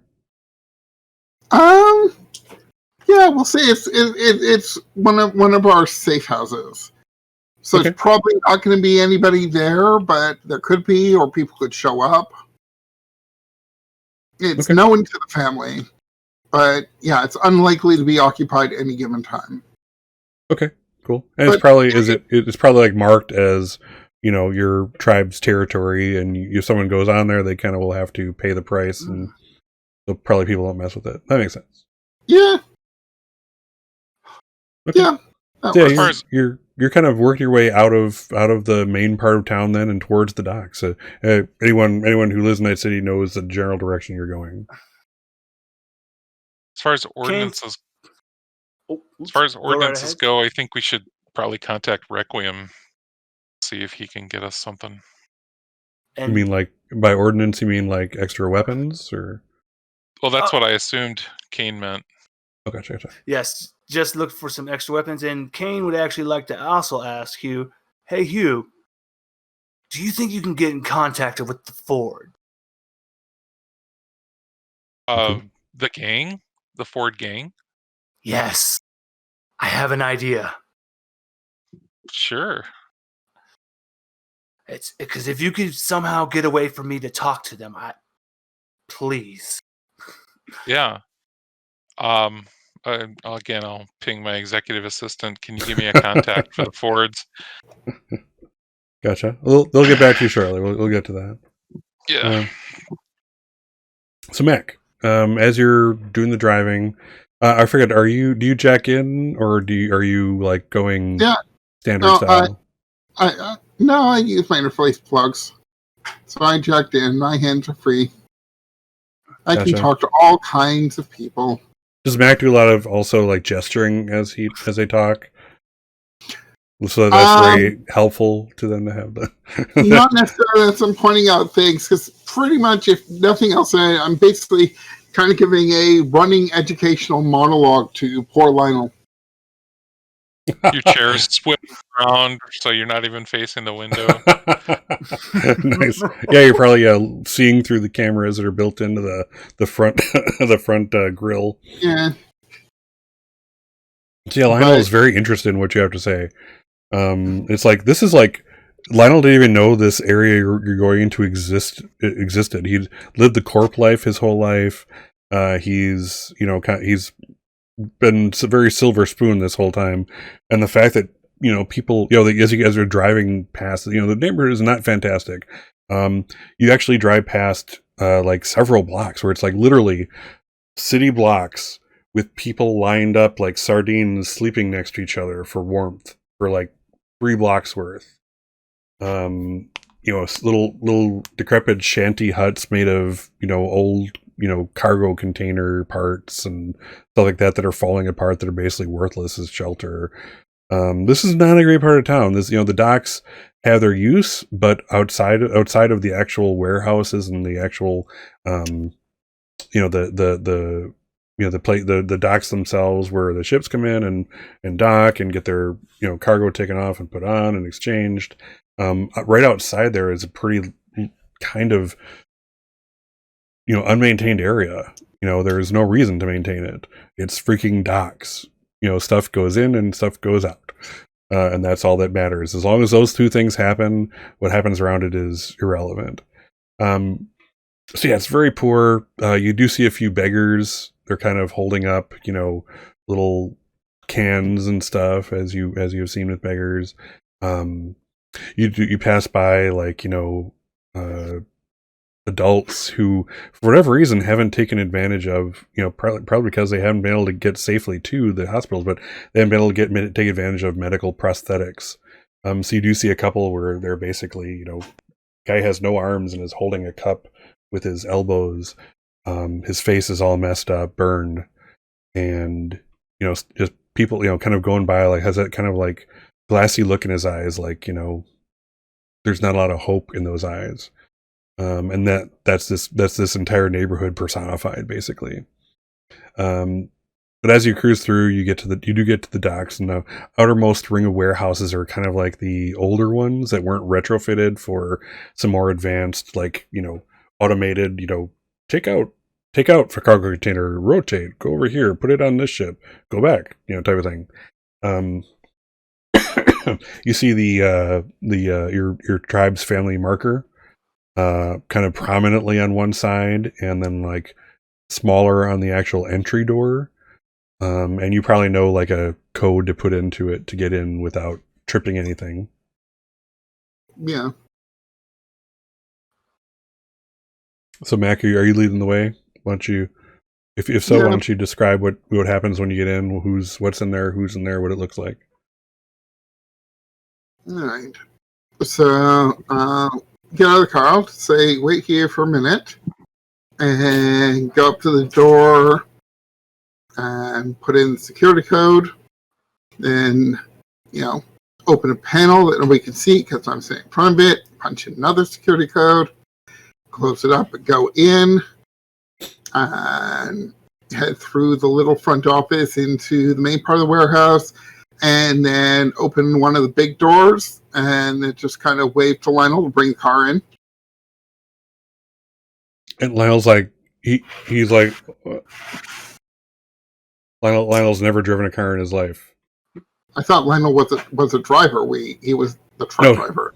No, he's the exec that's in charge of shipment. Oh. He was just the exec. He wouldn't touch the steering wheel. I don't drive the things. Yeah, exactly. Hey, Silent Gaming.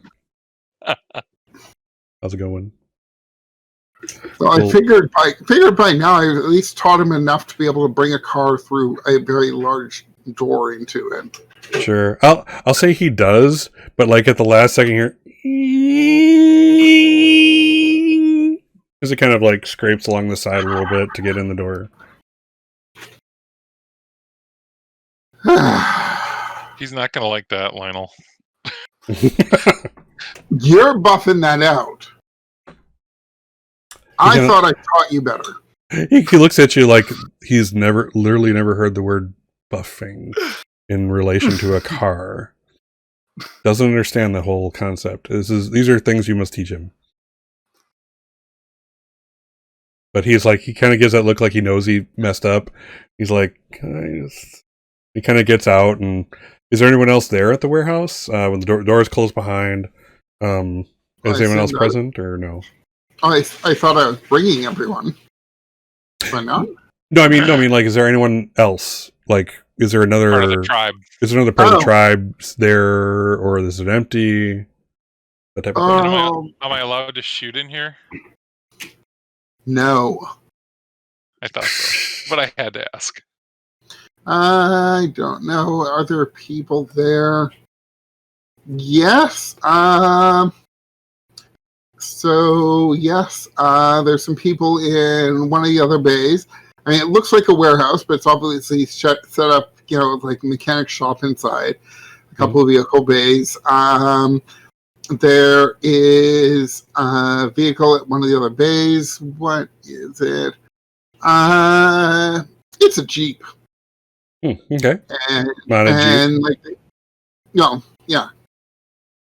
But and it's like and they got it up on the lift, and there's like people underneath working on the chassis, and it looks like there's about 3 of them.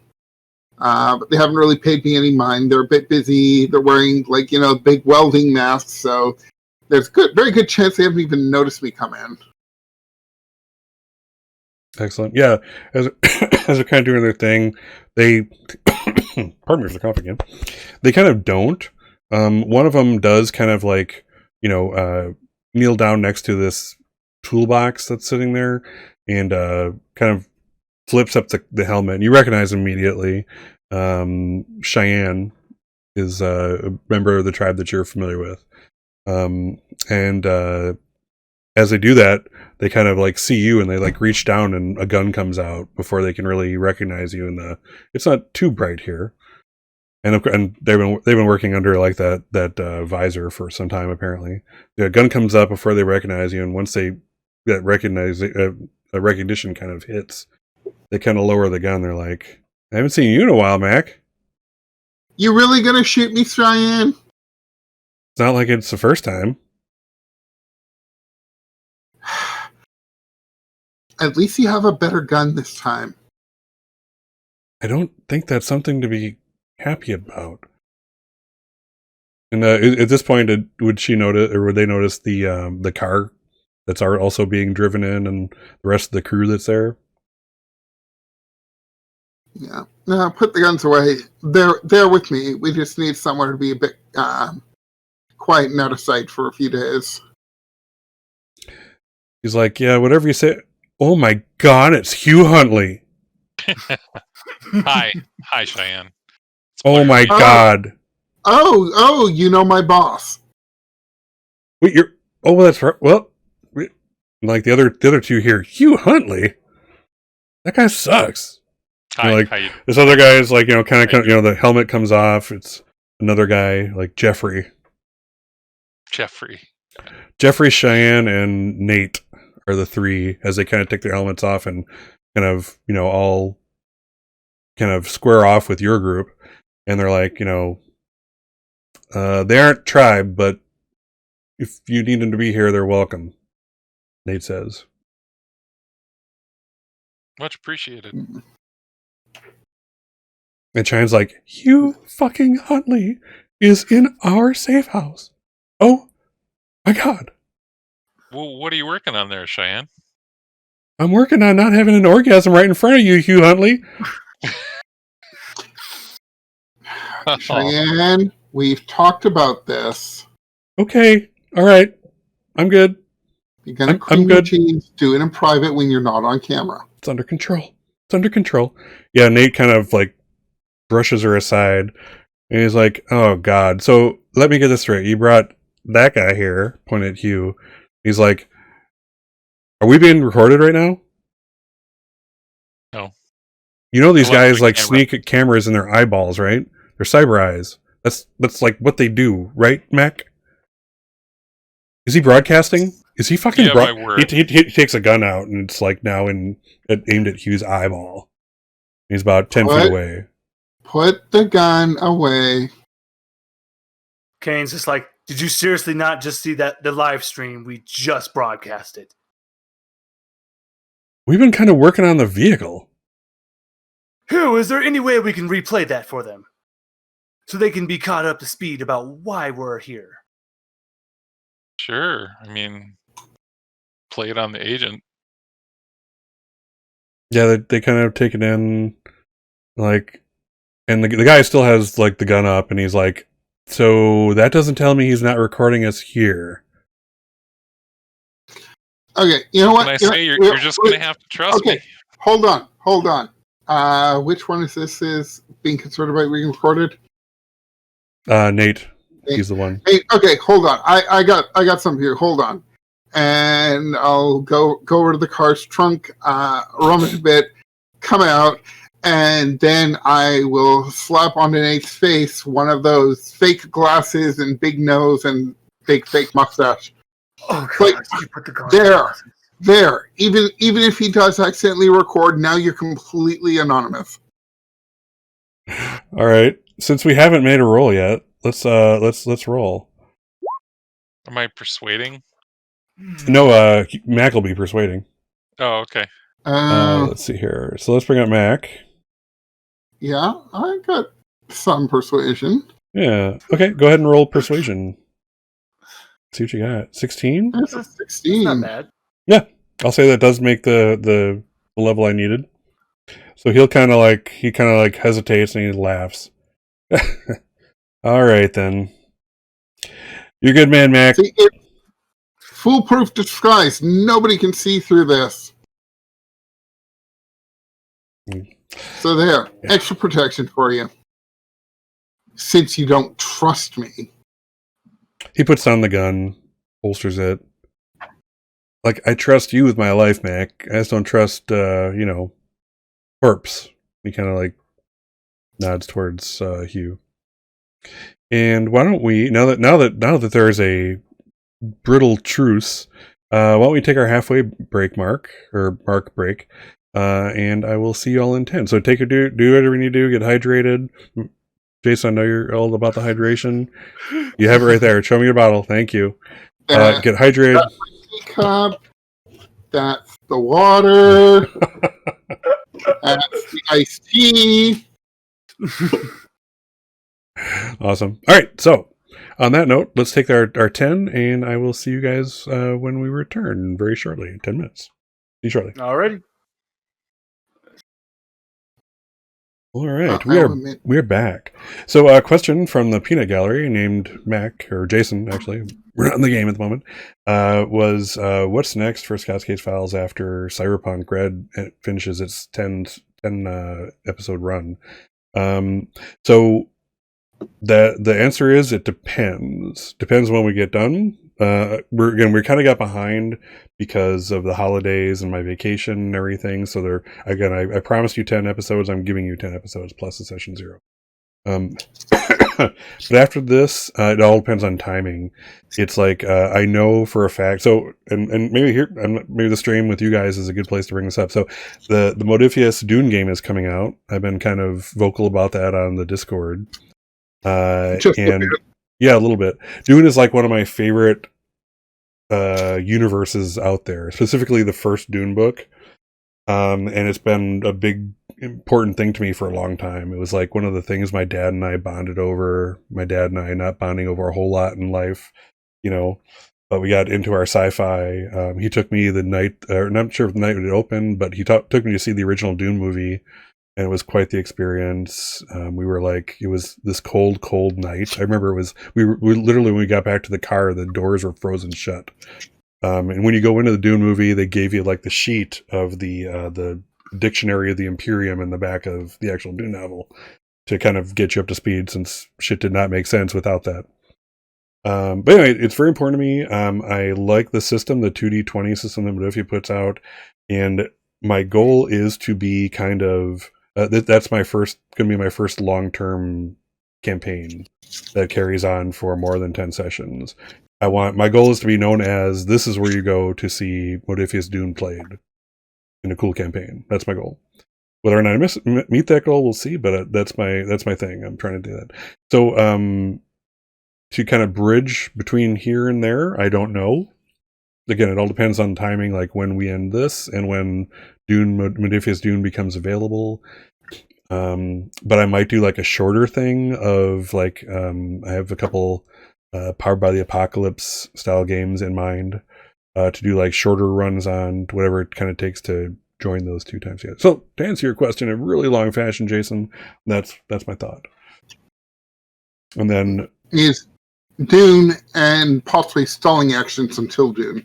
Yeah, exactly. And then also, again, I bet for my Tuesday nights, I've kind of done like solo role playing games, and for 2 reasons. One, because it's kind of cool. There's a group of people out there who love the hell out of solo RPGs. Let me tell you, and you would not realize how large it is because I didn't even know it existed until several months ago. And then it's like, wow, this is an awesome genre. I love it. And there's a whole bunch of people who are liking it too. So I did that. And also because I don't have to worry about finding players. I don't have to organize sessions. But once I kind of get into the swing of Dune, I might just go back to running like, campaigns like this and I'll figure out what those are. I'll probably end up consulting you guys. See, like, hey, I'd love you guys to game with me again. What games are you interested in? And we can do, maybe I'm thinking of doing like a roundtable type thing with my, veteran players and seeing, if you want to be involved again, you're always welcome. Veteran players are always welcome, assuming their spots open. And, let's see what you guys would like to play too. So anyway, those are long-term goals that no one is ever going to hear again because, it's a Cyberpunk Red stream. They've already skipped over this trying to get to the end of it. But I do edit out the downtime on the YouTube videos. But anyway, so that's what's going on. So let's get back to the business of Cyberpunk Red, the important stuff. So, all right. So yeah, you guys are kind of now settled down in the warehouse, safe house, hideaway. What do you call it? Forget her. What did I name the woman? Cheyenne. Yes, Cheyenne. Commonly gets some tries to get the rough equivalent of like virtual autographs from Hugh. Like, hey, can you sign it to Cheyenne? That's my mom's name, also. Sure. Yeah. Right. Mac knows for sure that's not her mom's name. Spoiler alert. I'm not. Yeah, you guys didn't catch that subtlety there, but yes. Pardon me. It's highly amusing to watch. True story. Yeah, kind of tripping over herself. And again, Hugh Huntley is a level 4 media. That's not nothing. So yeah, this is like people know Hugh Huntley. Level 5. Yeah, soon level 5. But yeah, what are your goals now that you're at this? Like, you're as off the grid as you really can be in Night City. In fact, if you tried to kind of connect to a net out here, there is none. The limited version of nets that they have in this age of Cyberpunk, the Red Age. The one for the docks itself is a closed system. It's basically you need to be kind of in there to hack it type of thing, or connect to it. It's not something that's offered as like, it's not something they keep it very like, this much energy gives the signal this far, and this amount of energy is too far, so we're going to keep it back here, type of thing. So right now, yeah, you're pretty much as in a dead zone as you can be, technology speaking, connection wise, I should say. So, what are you doing? I'm going to teach Lionel what it means to buff out a scratch in a car. Wow. So, so he's like, you mean it just goes away? It's like freaking magic. He kind of buffs it, and he's like, yes, and now I have shown you. And now I've shown you how to become a magician. Will you let me do this all the time? If you do well with this, yes, if you do well with this, you might learn other sorcery. Oh. Do I get paid for this?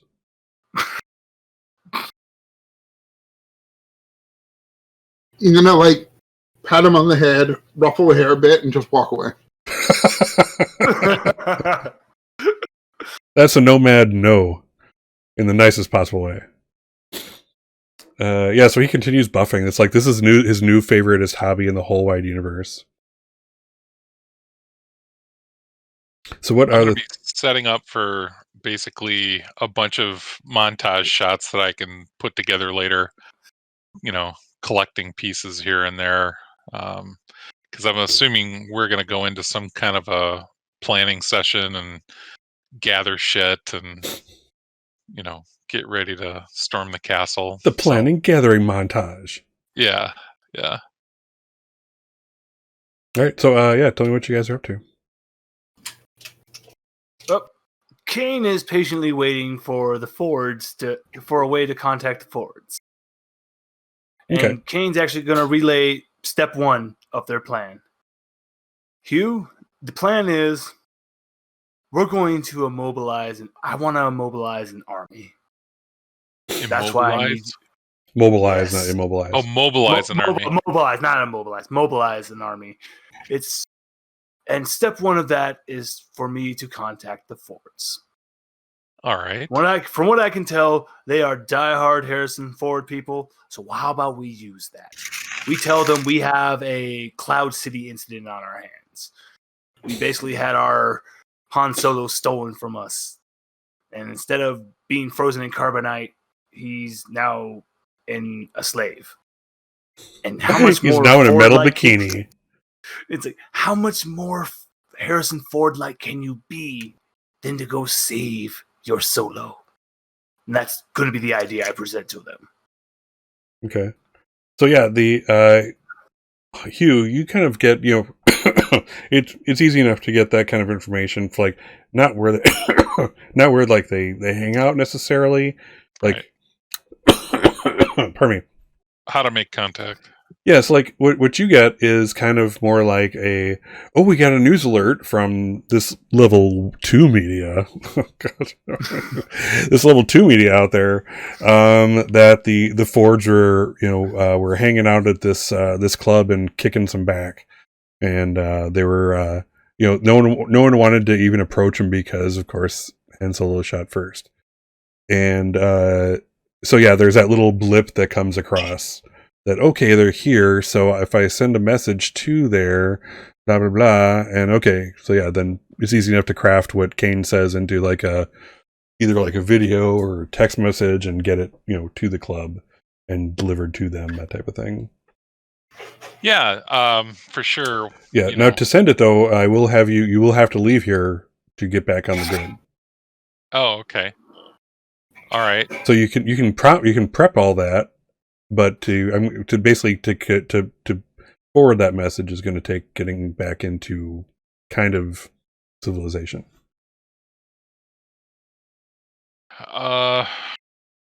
So I guess whatever other details you've got, I think we're going to have to put the rest of those together for them because I assume once we leave here and get back on the grid, it's going to be en route to the building. Or do we run out to go meet them right now at the bar? Kane looks at Hugh and say, just give me 1 second, and is going to go to Mac this time. Now this is for step 2. Mac is Kane is going to go up to Mac and go, can I go with you to that meeting? You want to go to the tribal council? Please. Why? I need their help. With what?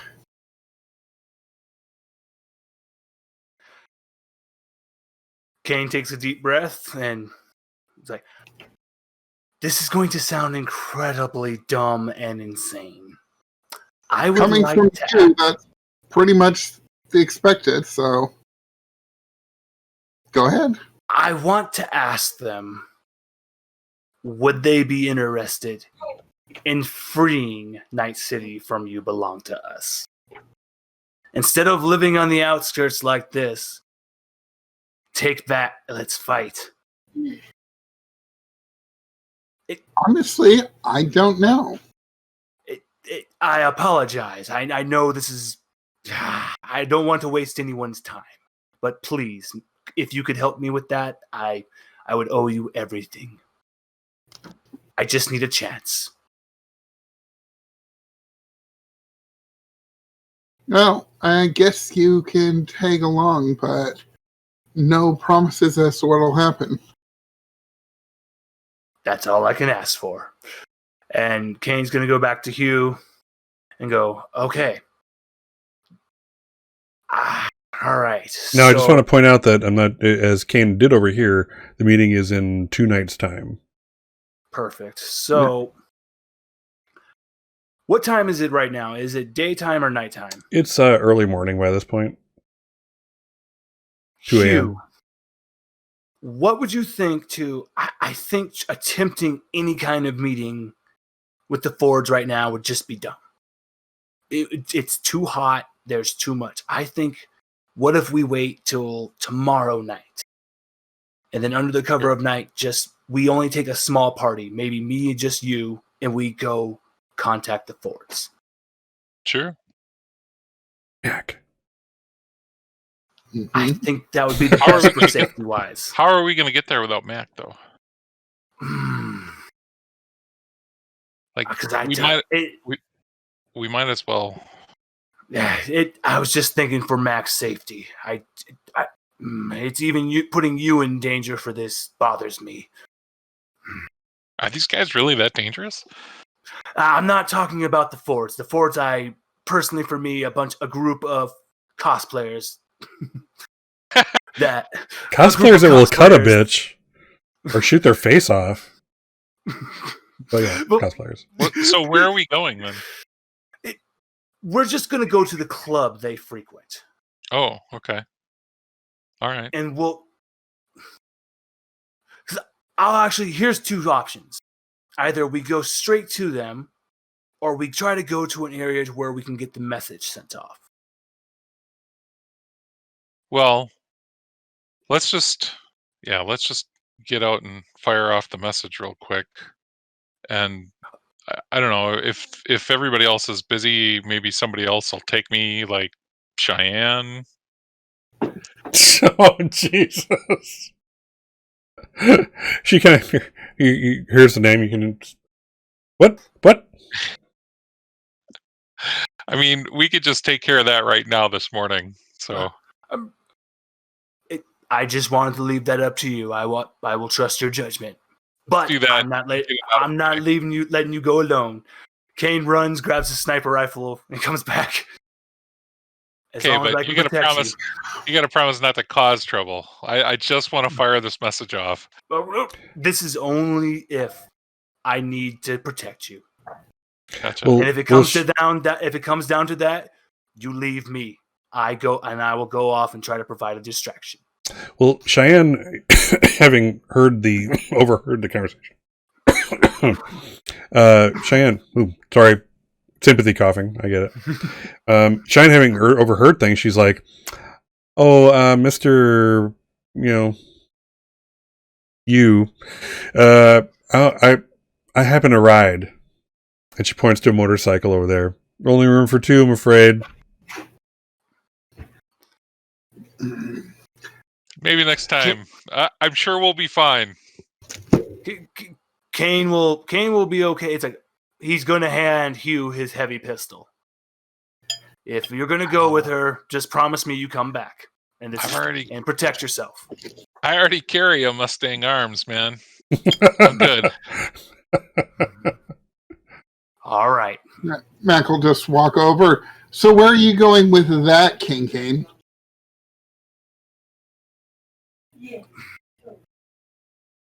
This was only going to this was not going to be used to be fired in here.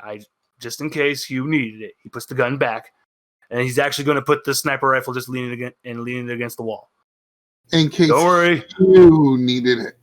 We're going to be sending off a message. We're going to be sending off a message. That's all. He's going to go off with your little fangirl over there.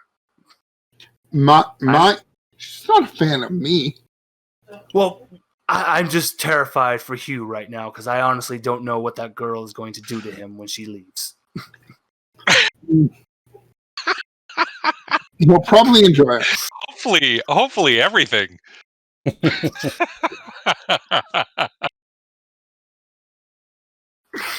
All right, so we'll how about for the sake of advancing things, we cut to Hugh on the back of a motorcycle, going like a bat out of hell, just holding on. His FYYL armor jack flapping in the wind as they go.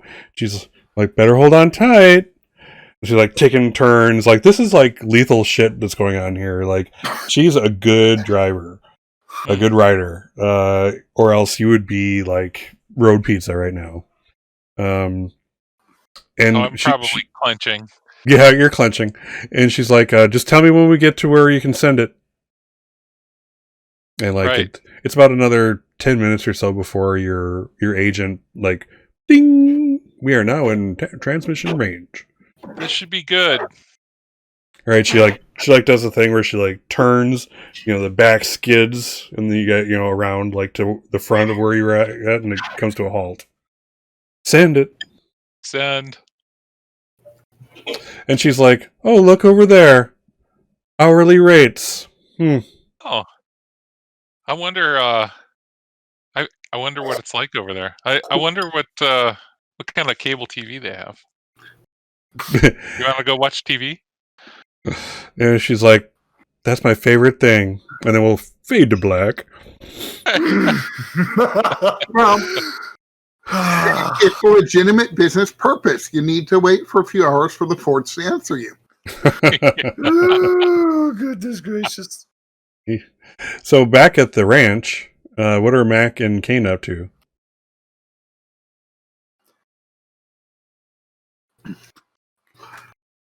I mean, I am not buying that Kane was intending the sniper rifle just for Hugh to go ride on a motorcycle. So I'm like, who are you after tonight? I know it's a little hard to believe that I'm different compared to who I was just like literally a few hours ago. But I'm not going out there to just go kill someone. And if I could actually... Says the guy who literally went out there to go kill someone and blew up a half a city block literally 2 hours ago. Just pointing that out. And like out the corner, I guess it's a little... just a little twitch. Is just they had it coming. Look, it's a little hard to believe you. The same way the Milky Way is a little galaxy. I'm not expecting you to trust me, but I can tell you some things that I can answer at least some questions I'm sure you've been curious about. Yes, when Knock Knock was around you, Knock Knock did go kill people. Knock Knock did commit murders and atrocities. But I can tell you that every one of those people was deeply connected to us. They were someone that helped us kill more people. I guarantee you there has been at least a few of your nomads that I have helped assassinate, or kidnapped, and they are now slaves to my father. I'm only telling you this just so you can finally know the truth. It won't get. I understand. It's like, if anything, that'll make you even angrier at me. If anything, it's not an excuse to say my father used me. I should. Hell, even as a child, I should have known better. How the hell does a man come out of nowhere and just say, "I found you"? But you get desperate for warmth, for a real family. Yeah, but none of it tells where you're planning to take this tonight.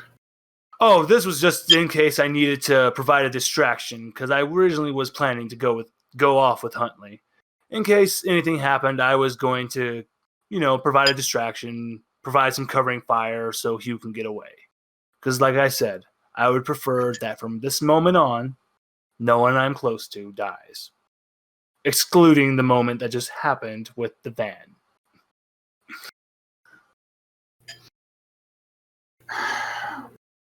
I want to be able to save Arizona.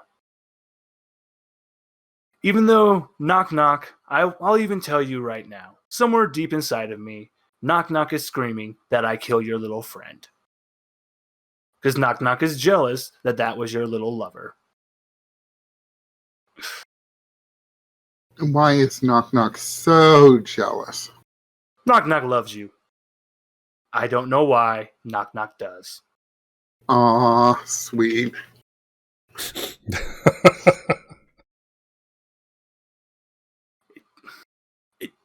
Personally, for me, I never understood how something that has no emotions can still, but let that mystery go. Apparently. But I can say this. Through seeing everything that they've been through with you, I can tell you are a friend. Thank you for putting up with everything that I have put you through.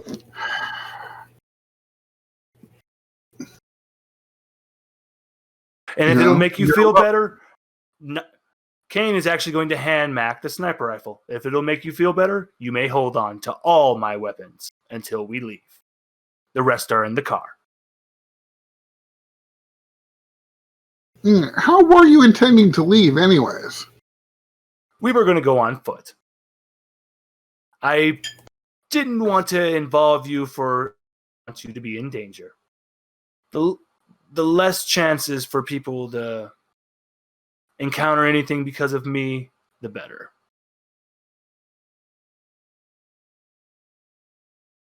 So I'm going to ask you this, Mac. Things are going to get very bad, very hairy. Do you want out?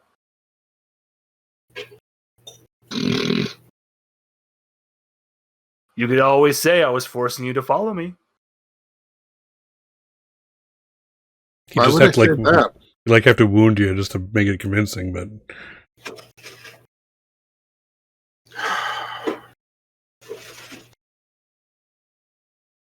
I'll let you marinate on that. Silly, silly person.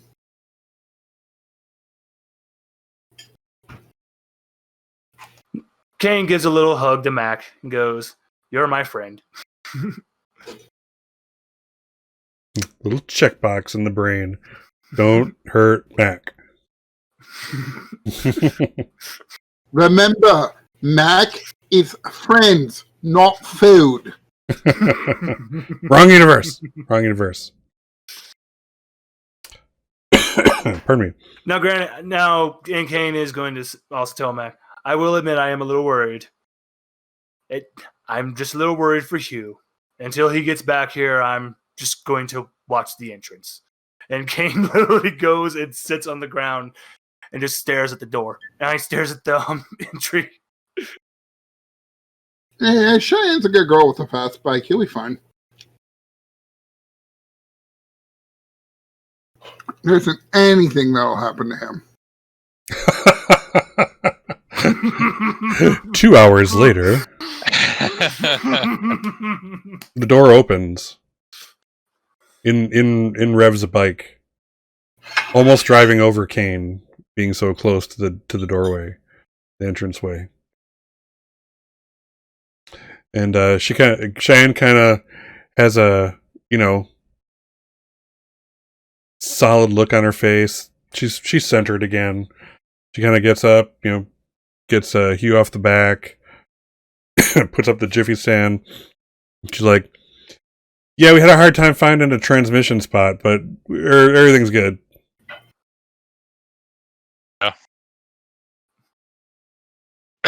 Once we found that tower. Was so damp at that tower. But once you found that tower, huh? Kane would like to do a perception check to see to see how they look. Yeah. Just to see if he buys this. It's a badly sold one. What's he get anyway? What's he roll? I got a 15. A 15? Yeah, he's not buying it. Or they're not buying it, excuse me.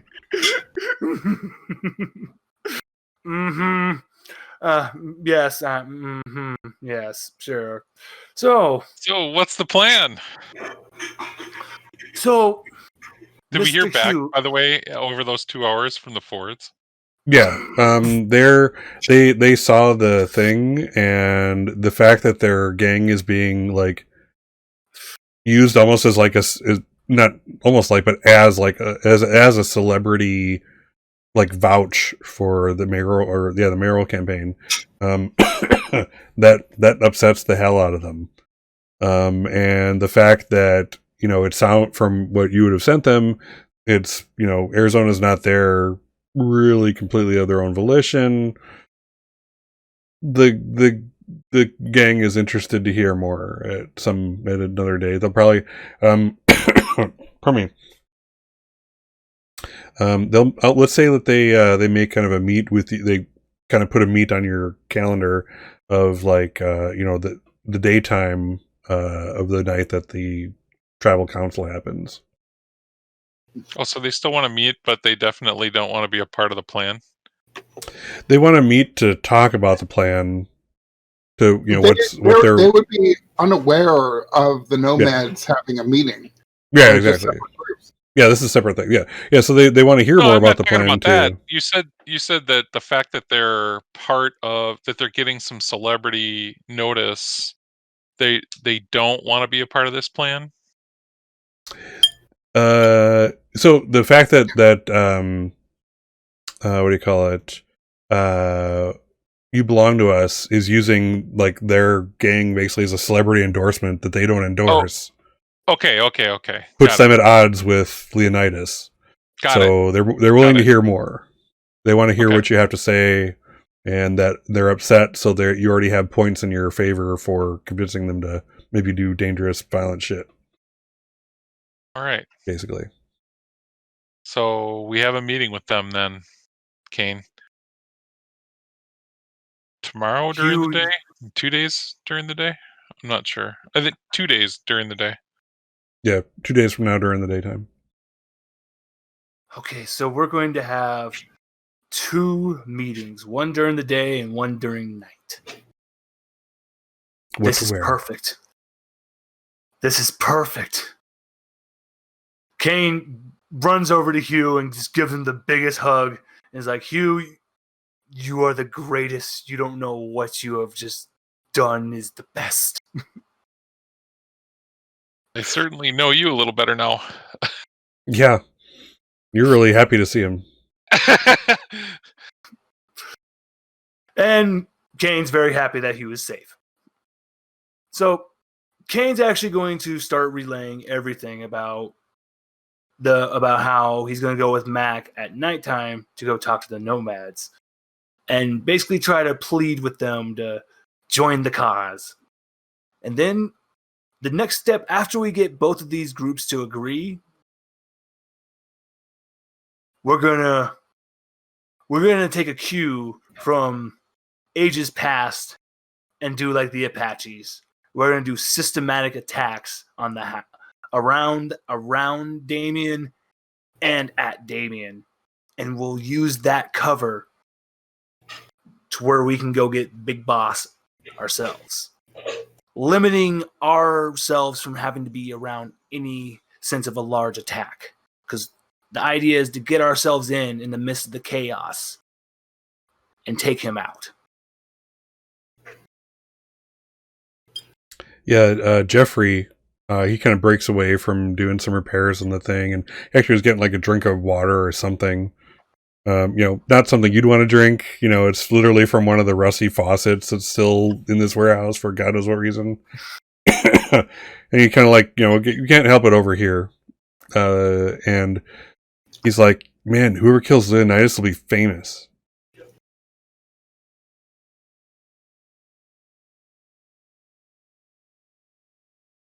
And he's like, that's what you're saying, Jeffrey, is you want to be famous? Not that famous.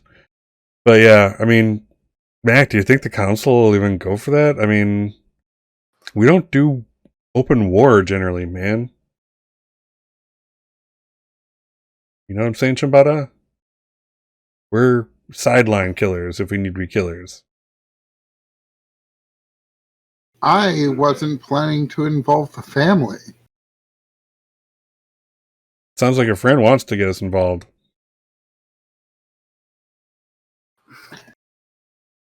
Aren't you just going there? I heard talk that you're going to the council yourself to kind of present your case that you're not siding with Leonidas or anything like that, because that would be bad for business. No, they decided that obviously I must be, because Hightower showed up in the transmission. I'm just like, are you fucking kidding me? Yeah, I saw that, man. He calls everybody man. He's like, I could swear that was, the face used to suck not that long ago. Yeah, but, apparently you sleep with somebody once and now everybody thinks you're a traitor? Or when did that become the thing? He's like, I don't know. What do you have to say about that, Cheyenne? The question is whether or not Cheyenne can come up for air with you. He's like, well, you've always been a good person to have it decide for me, Mac. So I'll be at the meeting tomorrow. I'll be at the council. So, I mean, I'll be vouching for you. So a lot of others. I mean, we all know that you got nothing to do with Leonidas, but they have to be, council has to be careful. This isn't a huge pack. This is family, We got to be sure of our people. I wonder when the family turned into a wimpy set of testicles. Oh. They're too scared. Oh, calm now, man. Don't try that shit with me, man. They jump in shadows and they do whatever they can to appease him. And anybody who might be vaguely peripherally connected to him is immediately suspect to being a traitor and has to go up before the whole family to try to explain themselves. I see which way the wind is blowing, and wind does not smell good. He's like, whoa, Mac, are you saying you're gonna do a challenge for some leadership? Are you gonna take out a lieutenant? Maybe not. Really depends on them. He's like, whoa. It's like, this is Jeffrey, and Jeffrey is very much of a follower. He wants to stay on the low level of the tribe, of the family forever. He never wants to make a decision. He just wants to be, part of the pack. It's like what you're doing is like God level shit to him. It's like, wow. like, whoa, I would never even think about that. That's amazing. That's ballsy as hell, type of thing. It's like, cause yeah, I mean,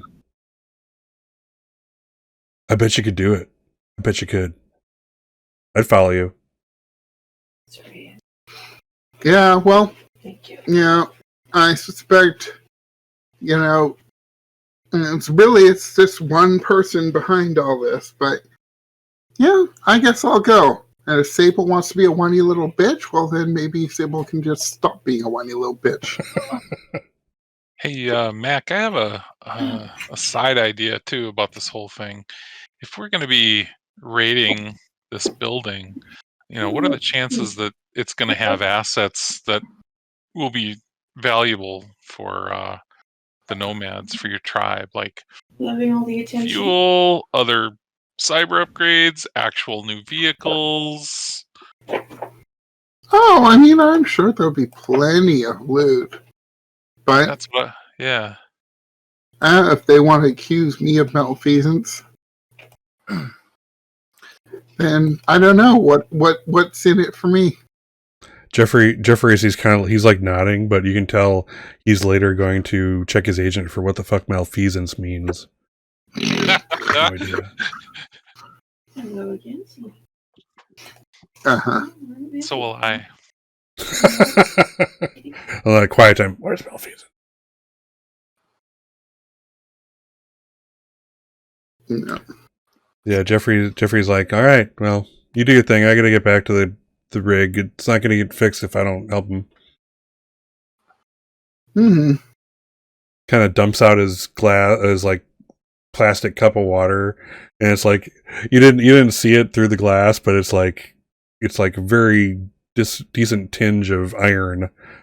Like walks away. He is not iron deficient tonight. He drank it all. But yeah, he kind of goes back to their own business, and they go back to there's spot welding going on. So you see Cheyenne doing some calibration of like the front wheels and something underneath the the carriage of the vehicle, that kind of thing. So they're back to being engrossed in what they're doing. What y'all do?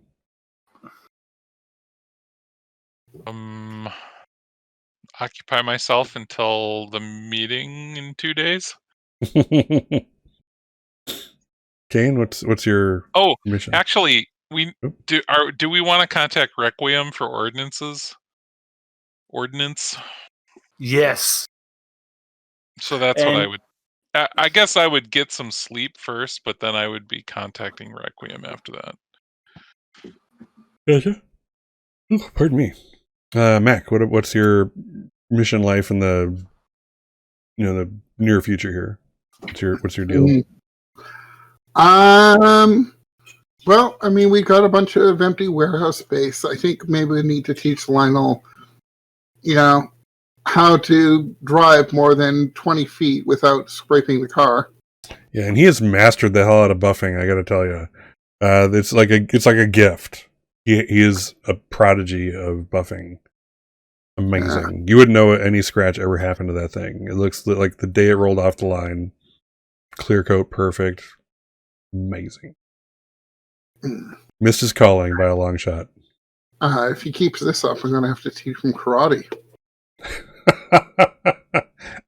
I got the reference. I else did too, hopefully. Wax on, wax off. Wax on, wax off. Killing me. All right. So, so Lionel will start driving around. As you guys are kind of putting together your mini plans, or Hugh, you're probably doing some on the fly editing type of thing already. Kane probably doing something to your cool ass sniper rifle. Maybe doing some just kind of like practice shots with it to get the range in. In the middle of the night. Oh, that's a nice echo. Yeah. Lionel does the driving around. It'll take a few weeks before he gets his level 1 skill in that. again, he was like an exec in charge of shipping stuff, not shipping it. He was more along for the ride for like the FaceTime with the vehicle that was scavenged, which was really bad timing for him.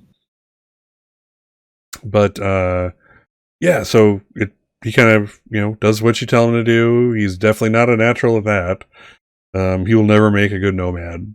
At least not a driver. But again, nomad, that's kind of like the nomad's thing. You better know how to drive a vehicle really well and make it work for you and become one type of thing. All right. Let's see here. I'm trying to think of anything else we need to do. I do want to keep like these 2 meetings to the next session. Or depending how long they take, one meeting to the next session. So is there anything you guys want to do this session yet? Otherwise, we can end a little early, and that's okay. So again, I just kind of don't want to proceed too much farther, is all, because this is going to be. I want it to be in a full, get the full feel of the session, of the RPE, etc. Anything else you guys want to do, or should we end a little early tonight? Maybe just contact Requiem. Okay. So again, so basic comms, like point to point, you're able to do from here, but that's about it. And it's still a little scratchy. It's kind of like that VoIP thing where like it's losing packets type of thing. I mean, if we need to go back into town,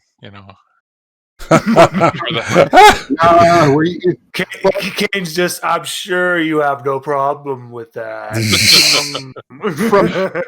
From out here, it would probably be either a landline or a satellite phone. I'm talking more like his agent is like on the edge of usefulness, basically.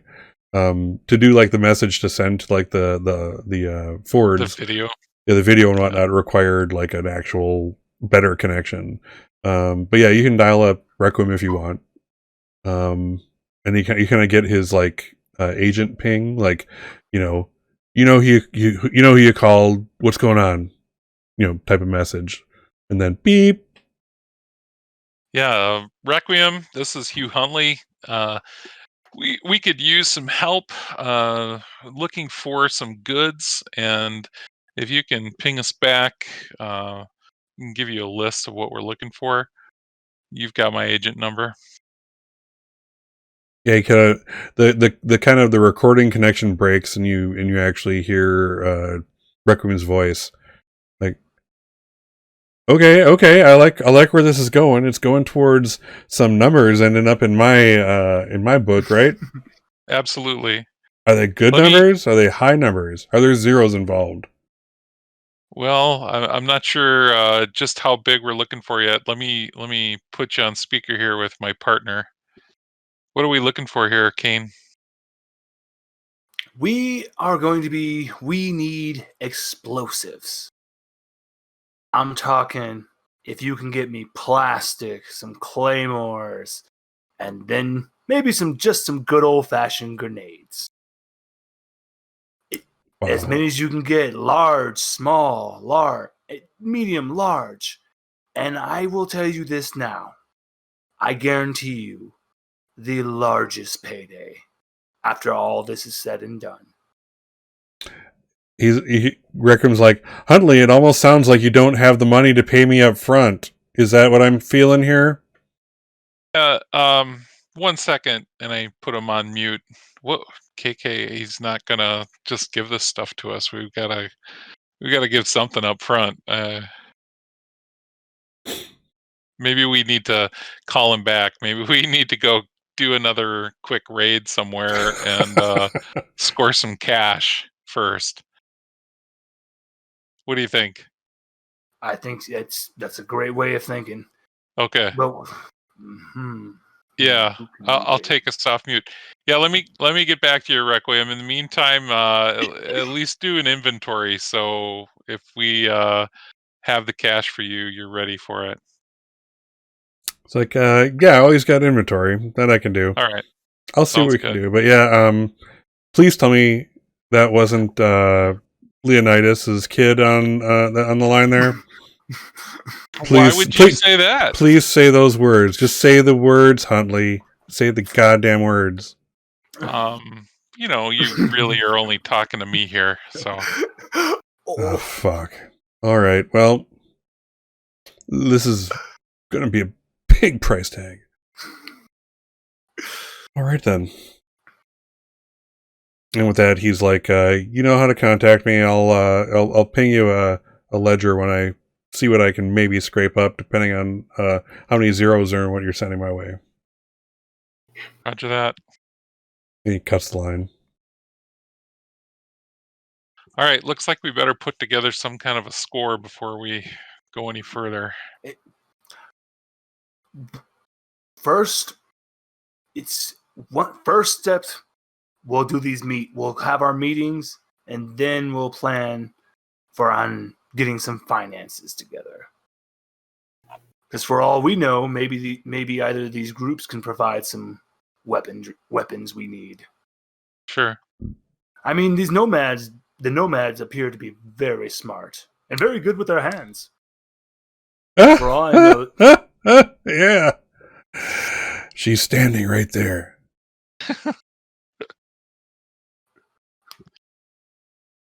And Mac is also standing there. She knows how to rev a throttle, let me tell you. Killing me. I really have no more doubts about what happened between the two of you. Okay. So Mac, what's going through Mac's head as you're kind of hearing this? It's like this is your tribe. Like, I'm really curious as to like what are Mac's thoughts on this whole thing? Like, yeah, you want to get to Hightower, you have your friend Arizona, but this is like potentially your tribe going to war. Like, what are Mac's feelings on this? Like, kind of being roped into this, etc. I'm curious from like what's going through Mac's head. That future possible leader. Tribe is going to war. That's not what I was looking for. Well, I guess when King Kane's involved, everything gets way too excessive. King Kane. Yeah, I suppose that literally is, if K. Kane did have a middle name, it would be excessive in every fashion. Good observation. And so it's just so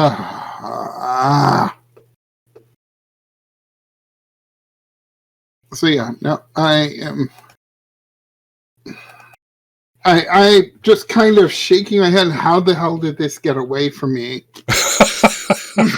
I was just trying to find Hightower and make some cash off a show. What the fuck? Yeah, that's really kind of it.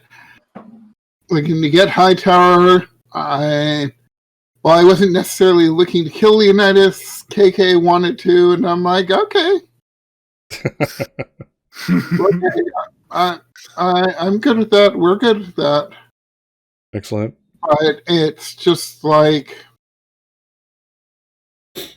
it's just, and then suddenly everything got excessive. Yeah. Welcome to Night City. Basically. And now I don't even know how my tribe got involved, really. They weren't supposed to be involved. Like, this was just something I was doing on my own. But now,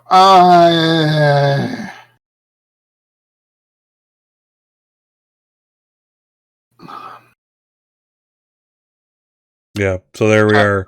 Like, this has got a lot bigger than you ever assumed it would be. Far, far bigger. Totally sprawled out of my control. Yeah, so at this point, you're just trying to not fall out of the vehicle on the road on this one. Keep it there. Keep it stable. Pretty much. Cool. All right. Anything else, or should we cut off here? I think this is a good place to cut. I think this is a good place. All right. So yeah, next session Yeah, next session we're going to start with pretty much going to the first meeting with the the what do you call it, Fords, and then again, assuming we have enough time and it feels that it has a nice rhythm there, we'll continue on to the other one and see where we land from there. But excellent session all tonight, guys. As I kind of broke to the gang, Steve is not in the campaign anymore. It just wasn't doing it for him, which is okay. But we will have a fourth player next week. Unless everything goes to hell, our fan favorite Cassie Mouse is coming to join Cyberpunk Red, Reclamation Road, and it's going to be a good time. So, I'm happy to have her back again. So let's say goodbye to our players. We have over here, we have Aaron. See ya. Cool. And we also have Brian. Brian here. Tell us about where we can find you online. All right. Thank you, everyone, so much as always. You're an amazing audience. You can find me at Mr. Nerdy Brian on Twitter and on YouTube, Horror and Dubs. Thank you again, everyone. Until next week. Excellent. And last but not least, we have Jason. Why do I always get left holding the bag? Literally and figuratively. It's what Jason does. You play to a type, apparently. Last time I was left holding the shotgun. This time I'm left holding the possibility of my entire tribe going to war. And in both cases, it was Brian's fault. Is this a shock to literally anyone? No. No, probably not. Excellent. So excellent. Yeah, again, I just want to say thanks to my our peers for doing such an awesome job making these characters come alive, and we're definitely learning more about them, and things are happening, and there's all kinds of futures in play here. So we'll see which one actually happens. So thanks very much to them. I am Scott's Case Files. If you're watching me on Twitch, give me a follow and hit the bell to be alerted when I come online. I can also do subscriptions now. Yay, I'm an affiliate. Yay. So feel free to do that. That's also cool. On YouTube, you go ahead and follow me if you're watching this on YouTube, and check out my channel. And there's a lot more actual plays where this comes from. So yeah. Anyway, so thanks to everyone. Hope you have a good night. Hope all is well. We're going into the weekend here, so I hope everyone just chills, takes it easy, and, be good to each other, go forth and do no harm, and all that good stuff. And thank you for coming to visit with us. It was awesome. So, bye for now.